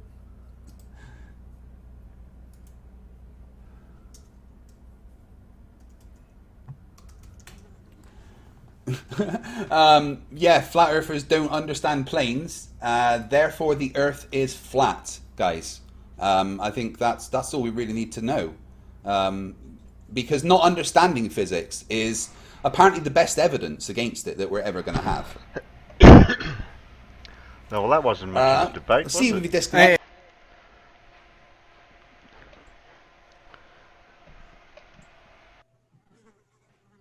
How far into that video is it, Terry? It's only 23 minutes into it. So I don't know what's happening. I thought he was still there, like, or at least he comes back or something.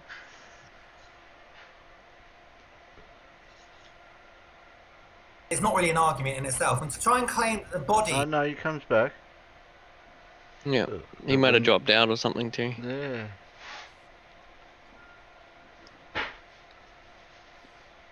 Yeah, The avatar I heard him changes. say, "I'm gonna go" so many But isn't times. what you're Every time I asking went for. back to it, it was, I'll explain "I'm gonna to you. go, I'm gonna go."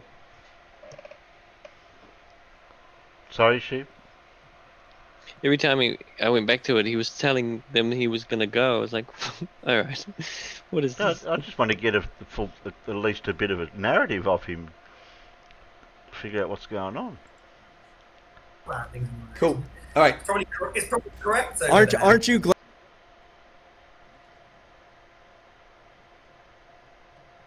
Just sit. No.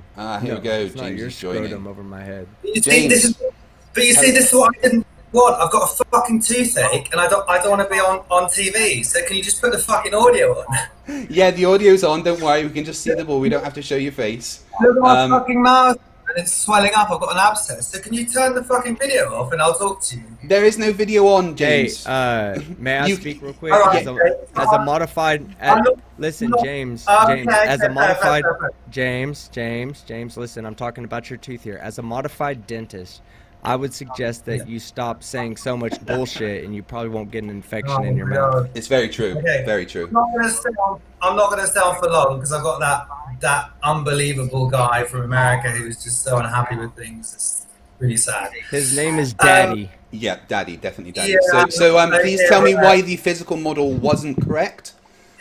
Okay, basically, you haven't demonstrated the relative motion.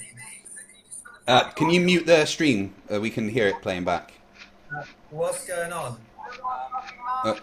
We can hear the stream playing through your speakers. You just need to mute it.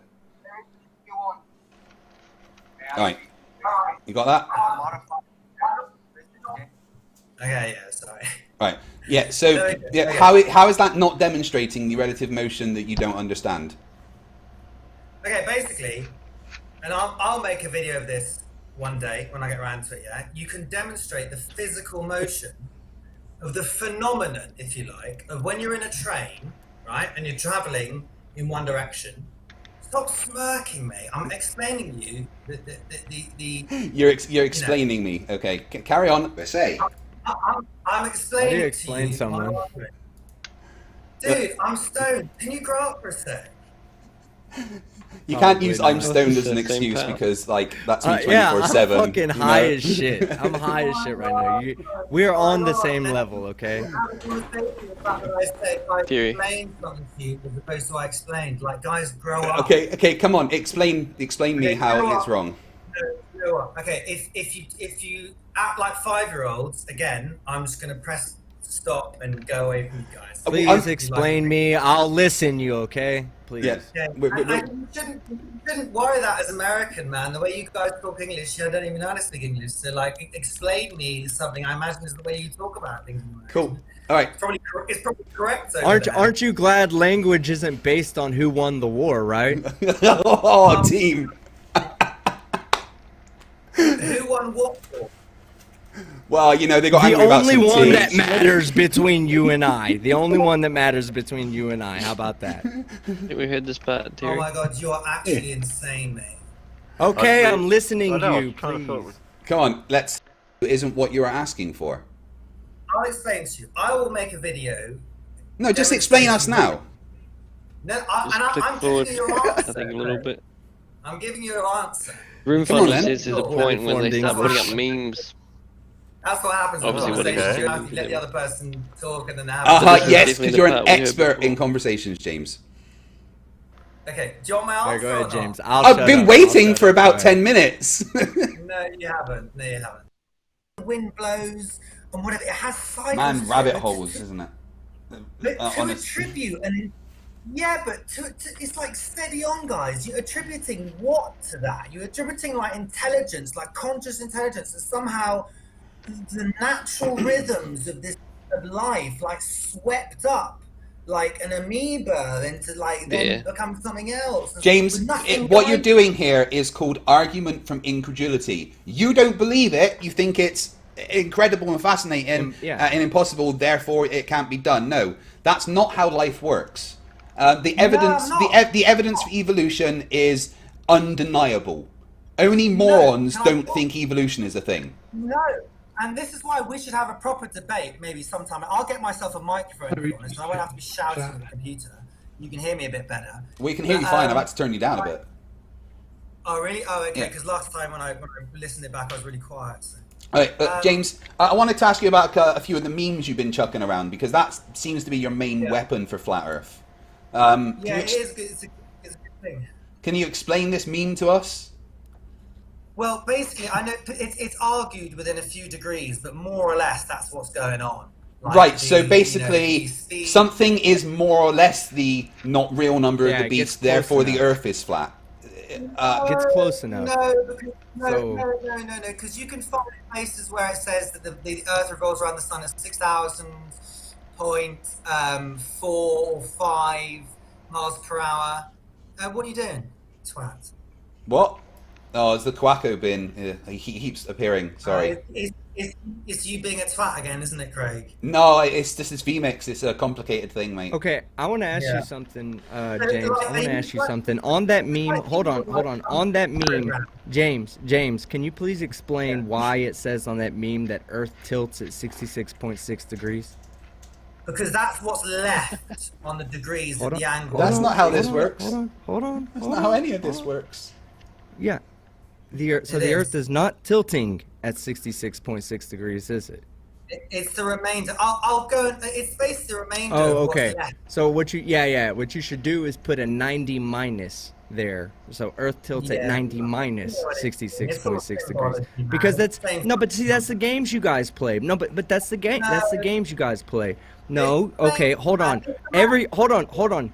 Every human, we'll just say every human in an advanced civilization is taught that the Earth is a globe and that it tilts. They don't necessarily tell us exactly the degrees they tilt at. They just tell us that it tilts. And even if they do tell us in 6th or 7th grade general science, by the time we're adults, we don't use that in our daily calculations unless, you're an explorer or somebody who sails or somebody who does land surveys. You really don't need to know that. But you do know that it tilts. So you guys come in, okay? And so you play on two things. Number one, you play on the 666 idea, right? So you say, we have to incorporate 666 with the globe, and let's find any way we can. Well, hey, guess what? The Earth tilts at 23.5, 23.4. I think it's 0.44 degrees is the exact amount, I think, or pretty close to the exact amount. But we'll just give it to you, okay? We'll say 23.4 degrees. That's what Earth tilts at. Earth does not tilt at 66.6 degrees. You guys are hijacking two things to sensationalize those two things to make it an argument from emotion that you're trying to emotionally envelop the person who sees this meme to see, wow, look at this. It's 66.6 degree tilt. But that's not the truth. And or 23.4. I think I said 24.4. The 23.4. That's not the whole truth. The truth is that it's 23.4 and not 66.6. And you guys use tactics like this to confuse people who are sitting on the fence. Mm-hmm. So let's talk about the Earth revolves around the sun at 666,000. Right? Where does that figure come from? Because it's not right at all.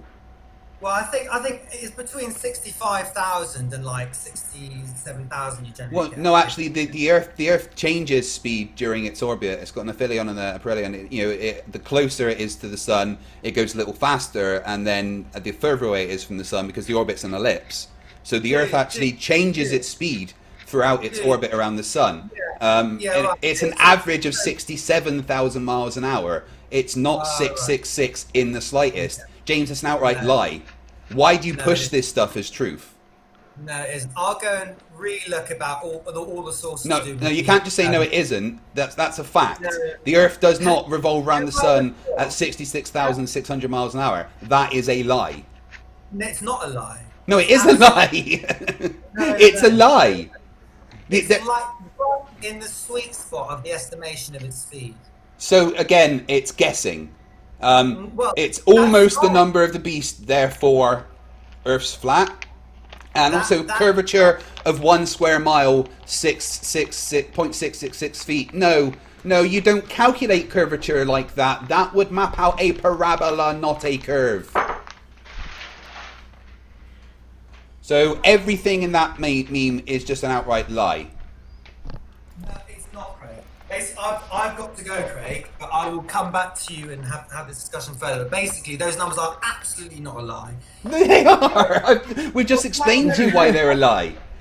What you guys have got to be content with is just purely coincidence that those numbers should happen to fall. But they don't. Those numbers aren't right. They're a lie, all of them. They are. Go and check it out and make. Yeah, no, James, trust me, I've done the checking. None of it is correct. I've got to go, guys. It's been a pleasure talking to you. I will make a video. I mean, it hurts my head talking to idiots, honestly. Yeah, well, it has been a bit of a pleasure. And the whole GPS. All right, man. We'll catch up with you next time. Yeah. Okay. Cool, man. Nice to vibe. Yeah. With Hey, you, try to do. Hey. Honestly, though, but next time when you come, try to get some of your like graphics and informationals put together, so that way we can have a kind of a visual aid, and it's easier for you to explain us. Yeah, I need to get on and just make this little model, which will look nice, a lot nicer than your fucking model, Craig. I'm sure it will. That took me a minute and a half to do. So. Yeah, exactly. You could at least bought a fucking globe. I mean, I've got several globes, but they're attached to things around the house. No, I don't. I'm only joking, mate. I don't care. I'll make a video. And James, just stop pushing fucking nonsense memes on YouTube, on Facebook, when none of them are even correct, and then just running away from questions, because it's absolute nonsense, mate. Absolute nonsense. None, like this meme, for instance. So with the hundreds of thousands of satellites in space, do you ever wonder why there isn't a signal when you're out the country? It's because you've been lied to. Mobile phones don't use satellites for their signals. Yeah, but if you read my post, I said replace signal with GPS. Well, yeah, but you get GPS everywhere. No, you don't. There are spots where you don't get GPS. Citation required. Yeah, I know. That's what I'm working on. But the thing has been a discovery anyway, because mate, there are not every satellite is a GPS satellite as well, right? Yeah, but Craig, let's talk about satellites one evening as well, because there is no way you are seeing a satellite. They're not up. Oh, that's right. You don't understand how you can see light when the object is too small to see. Yeah. Because light travels. You know that, right? I'm gonna go, but guys, satellites are fake. They don't exist. Sorry. Citation required. And balloons, basically. I don't know how they do it. But what, balloons are fake? That's one I haven't heard before. That's the closest thing you've got to satellites, basically. Cool. So tell me how a balloon can stay in orbit for 37 years, 22,500 miles above the Earth's surface, traveling at 17.7 meters per second. Balloons can't do that shit. I haven't worked out anything to do with satellites yet, but it's fine. There's plenty around this discussion elsewhere. You know, there's lots of topics involved. Well, you better hurry up because Flat Earth is very nearly dead. No, it isn't, mate. No, really, it really is. It really, really is. Like all the big guys are leaving. I mean, Eric Debay can't get more than 20,000 views on a video.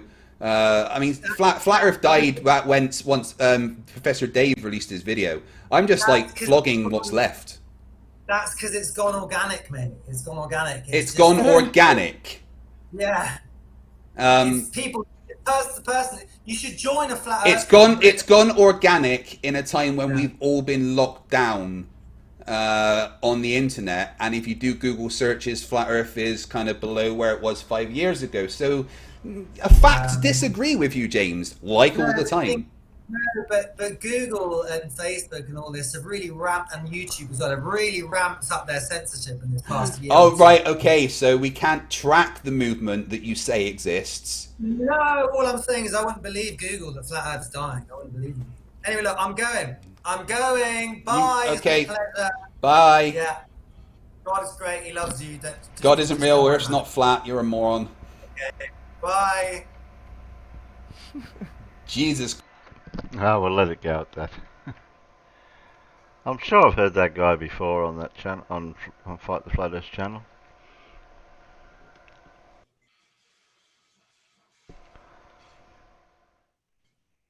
Just like a parrot, some of these things that they say.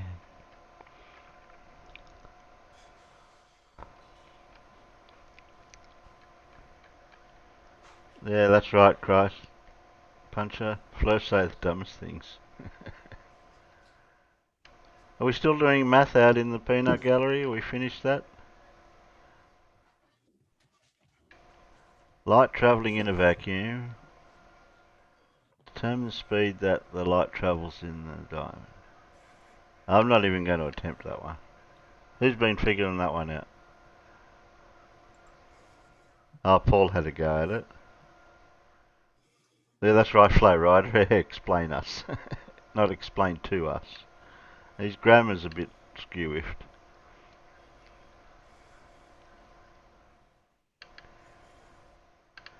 Yeah, phones get data when you get GPS when my phone gets no data. Okay.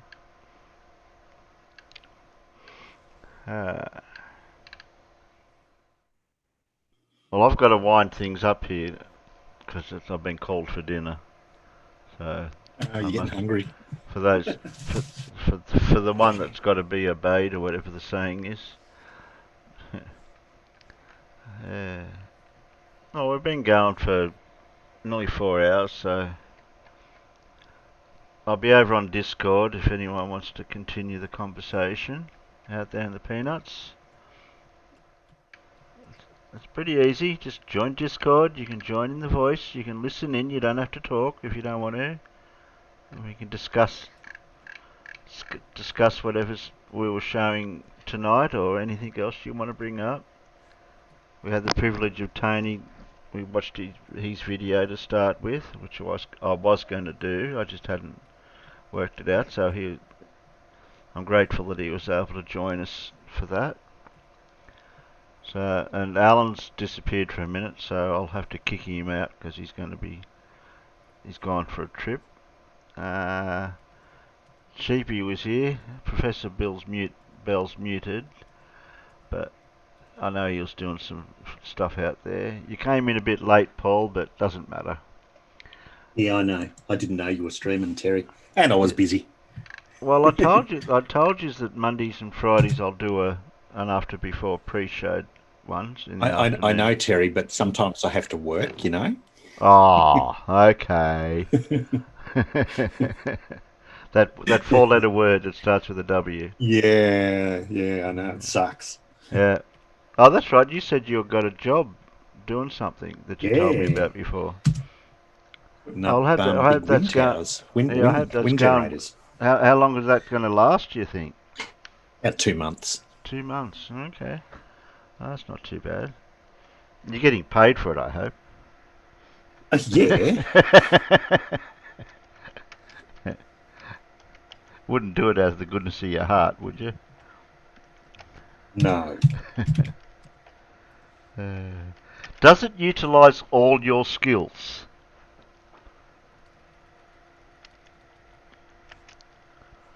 No. It doesn't. So you. No. So you're being underappreciated. You're being underappreciated. There's no lasers involved.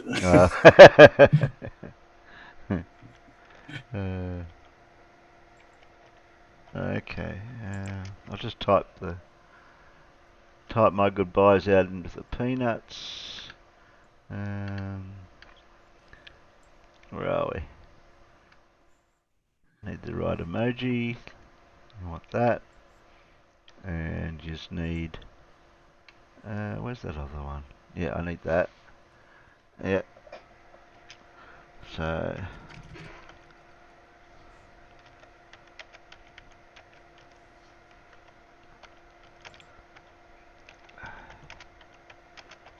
Thanks everybody for doing the maths and the physics questions. Yeah, I've seen that. Phil, as a filler on the refraction one that I answered, it's because the calculation for n is frequency stroke wavelength dependent. I think you were just out just simply because I think you if you'd used just 1.00 as the refractive index for air, you would have got it right. No, I got that wrong. I got it completely wrong because because you said 11.47. I think the answer is 11.47. I think you said 5.9. Yeah, but that was just luck because I screwed up. I remembered it. I remembered it wrong. This is what you get for not checking your not getting your book of equations out that they give you in the exam and checking your equations. So I just went with. I just went with hence M1 that's why over I M2. insist on seeing the working out. So if you just gave me an answer for that, then you got 0. But if you gave me an answer that included what you did and what you did made sense, even though you got the answer wrong, I was still giving you a mark for that. See, I just divided M1 by N2 and multiplied it by the angle, and it was close, but no cigar. Well, we'll be over in Discord if you just want to continue with the math stuff or not. Yeah, and Gravity Guru got his right. Yeah. Yeah. Yeah, and I'm going to say well done. The other one on the two different colours is because actually the equations that give you n are, as I said, frequency or frequency stroke wavelengths dependent. Yeah. Okay. I can't remember. I can't remember which one they used in the equations for n. Is it if it's wavelength or frequency? But obviously, since f equals c lambda, they can be pretty much interchangeable, can't they? Well, as I was saying, if you want to finish this off, can you please study up one? It's okay, Jerry. Well, I'm finishing up, Phil. For so homework? if you want to continue this discussion, you can do it over on Discord. So thanks, Alan. All right. Thanks, Sheepy. Thanks, Phil. Okay. Thanks, Paul. See you later. Tony was here earlier. Thanks, Peanuts, Miro, Surf, Grim Fondle. Yeah. Stewie. Study pause equations for homework. Demon Orb. Renee, me, Boggs. Oh, jeez. Who else is out there? There was a few of yous. No Name. Flow Rider. I'm going to miss half of yous. Glover Mum. Demon Orb. Red. Catch us next time. Catch us tomorrow night on the usual stream for the Industrial Revolution series. We're up to making. We've worked out for coal. We're making steel, and now what are we going to make with this steel that we've produced? So we'll look at that tomorrow night. Okay. Catch us all later, Peanuts. Night panel. Bye. Good night.